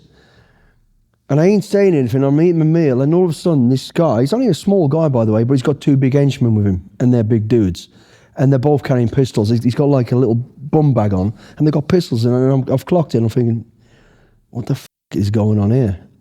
So I'm sat at this meal, and I'm listening to this, and Johan's got no idea, because he don't speak the language, and I'm looking and thinking, you're in a bit of trouble, buddy, and it looks like I'm in it with you. And all of a sudden, this guy leans over the table, and he goes, in English, he's hardly spoke any English for the minute. He goes, so you think Johan needs an SAS guy to protect him? I never said I was in the SAS. I didn't even know he knew anything about me. Johan's obviously told him, I'm coming over with Billy, the SAS guy. So he's put me in this situation. And I'm now like, I can't back down. And I'm like, no, Johan don't need a bodyguard, but I'm here as Johan's mate. Blah, blah, blah. We have this conversation. I went, you better give him his property back. I'm absolutely shitting myself, to be honest. My fucking ass is eating the chair, and I'm thinking, Johan, I'm going to fucking kill you as soon as I get away from this bloke. So we end up, this bit of an, and he's like looking at me thinking, this bloke is an absolute lunatic, or he's hard as fuck. Because I ain't backing down, I can't back down. And he's got his two henchmen who are getting a bit twitchy, thinking, what are we going to do then, boss? Are we going to kill him, or what are we going to do? And I'm thinking, fuck me, I'm in a situation I don't want to be in here. This is not good in Croatia. Long story short, we end up continuing having drinks after that at a property, which is actually, it's a nightclub in Croatia, a very famous nightclub right in the dock by the castle, which Johan owned. He's stolen from him. He now owns it. We're going to that venue to have a beer because Johan's decided that's what he wants to do. And I don't want to go, but I'm thinking I can't back down. So we're going down there, and as we're walking down there, I've got my phone, and I think I'm going to ring a regiment bloke just to find out who the fuck is in. I might need a bit of help here. Can't get a signal. I'm like, oh fuck. So now we're sat in this nightclub. There's a table here, right? Johan sat there, I'm sat here. The little person who's the problem is there, and his two henchmen are really twitchy. And they order me a drink. He goes, you want a drink? And I think, yeah, I'll have a drink. He goes, well, I'll have a Jack and Coke. And I'm really playing it cool, but I'm fucking nervous as I'm feeling I'm getting the upper hand to a degree, but this is going to turn really bad. Johan is just a fucking idiot. So I've got this drink, and he brings me a drink, and he grabs the Coke, and I'm watching him, but his two henchmen have said something, so I'm looking at them, and he goes, do you want ice? I went, no, I don't need ice. But he grabs the ice, then I see, he put his hand down here somewhere, and he's got something in his hand, I can't see what it is. He's grabbed the ice, and he's dropped it in my drink. I think what it was some sort of fucking drug or something. He was going to try and fucking drug me. Anyway, so he does that, and I just grab the drink, and I just push it to him. I went, you fucking drink it. His two big dudes are like that, going for the, you can't, and I'm like that thinking, fuck. So I'm looking at him, you fucking drink it. Johan, put your beer down, we're leaving. I just wanted to get out there, but I'm keeping the upper hand. Fucking hell, mate. So I'm like, this is it. I'm going to get shot in the back of the head. I went, no, we're going. I went, no, you drink it, and I walk out, and I'm aware honestly the hair is on the back of my neck. This big daft fucker, he's in front of me walking out. I'm thinking, if they don't kill me, I'm gonna fucking kill you. When we get out of this fucking thing, I'm gonna kill you. But we walk out, they didn't follow us, and I'm like thinking, thank fuck for that. But now I've got him, we're in this cab, I'm like, what the fuck are you doing? He goes, I'm so sorry, I didn't realize. I'm like, you fucking idiot. We're in this property that is one of the properties we're talking about. We're staying in there that night. And Johan's shitting himself now. I've told him all the conversation. He's like, they're going to kill us. He will kill us. I'm like, calm fucking down. There's only two of us. I can't get comms with anybody. There's just us two in this foreign place in Bosnia, in Croatia. So we're like, right. your bedroom's over there, my bedroom. I says, lock the front door, lock that door, and go and get some sleep. He goes, what you going to do? I says, just go to sleep. I'm going to sleep as well, but don't worry about it. Everything's going to be fine. Reassured him, and he goes, I trust you, Billy, thank you. So he goes to bed. I pretend I'm going to bed. I'm fucking crapping it. I go up, I spent all night on the fucking roof, watching everyone away from. I've got fucking bricks, I've got fucking machete, I've got all sorts of shit. I thought he's fucking coming, he's getting it, I'm going to kill this cunt. So I'm there on the roof all night. And anyway, it gets to daylight's coming, they haven't turned up. So I quickly sneak back downstairs.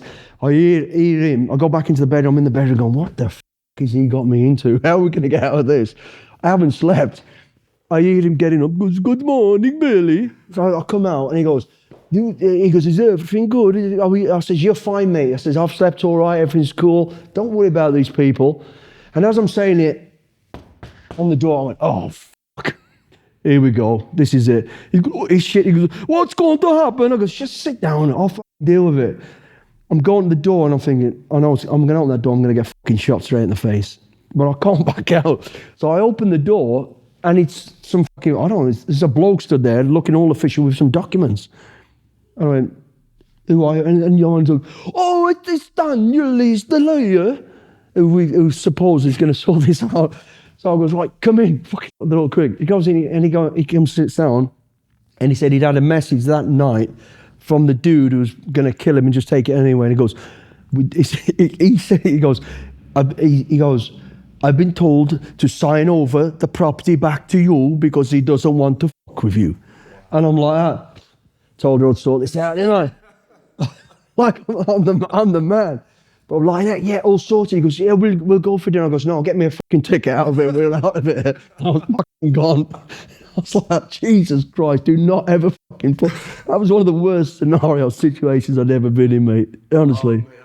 Yeah, it was so funny. But the other funny thing about that, like, he was 7 foot probably. He's huge, Johan was.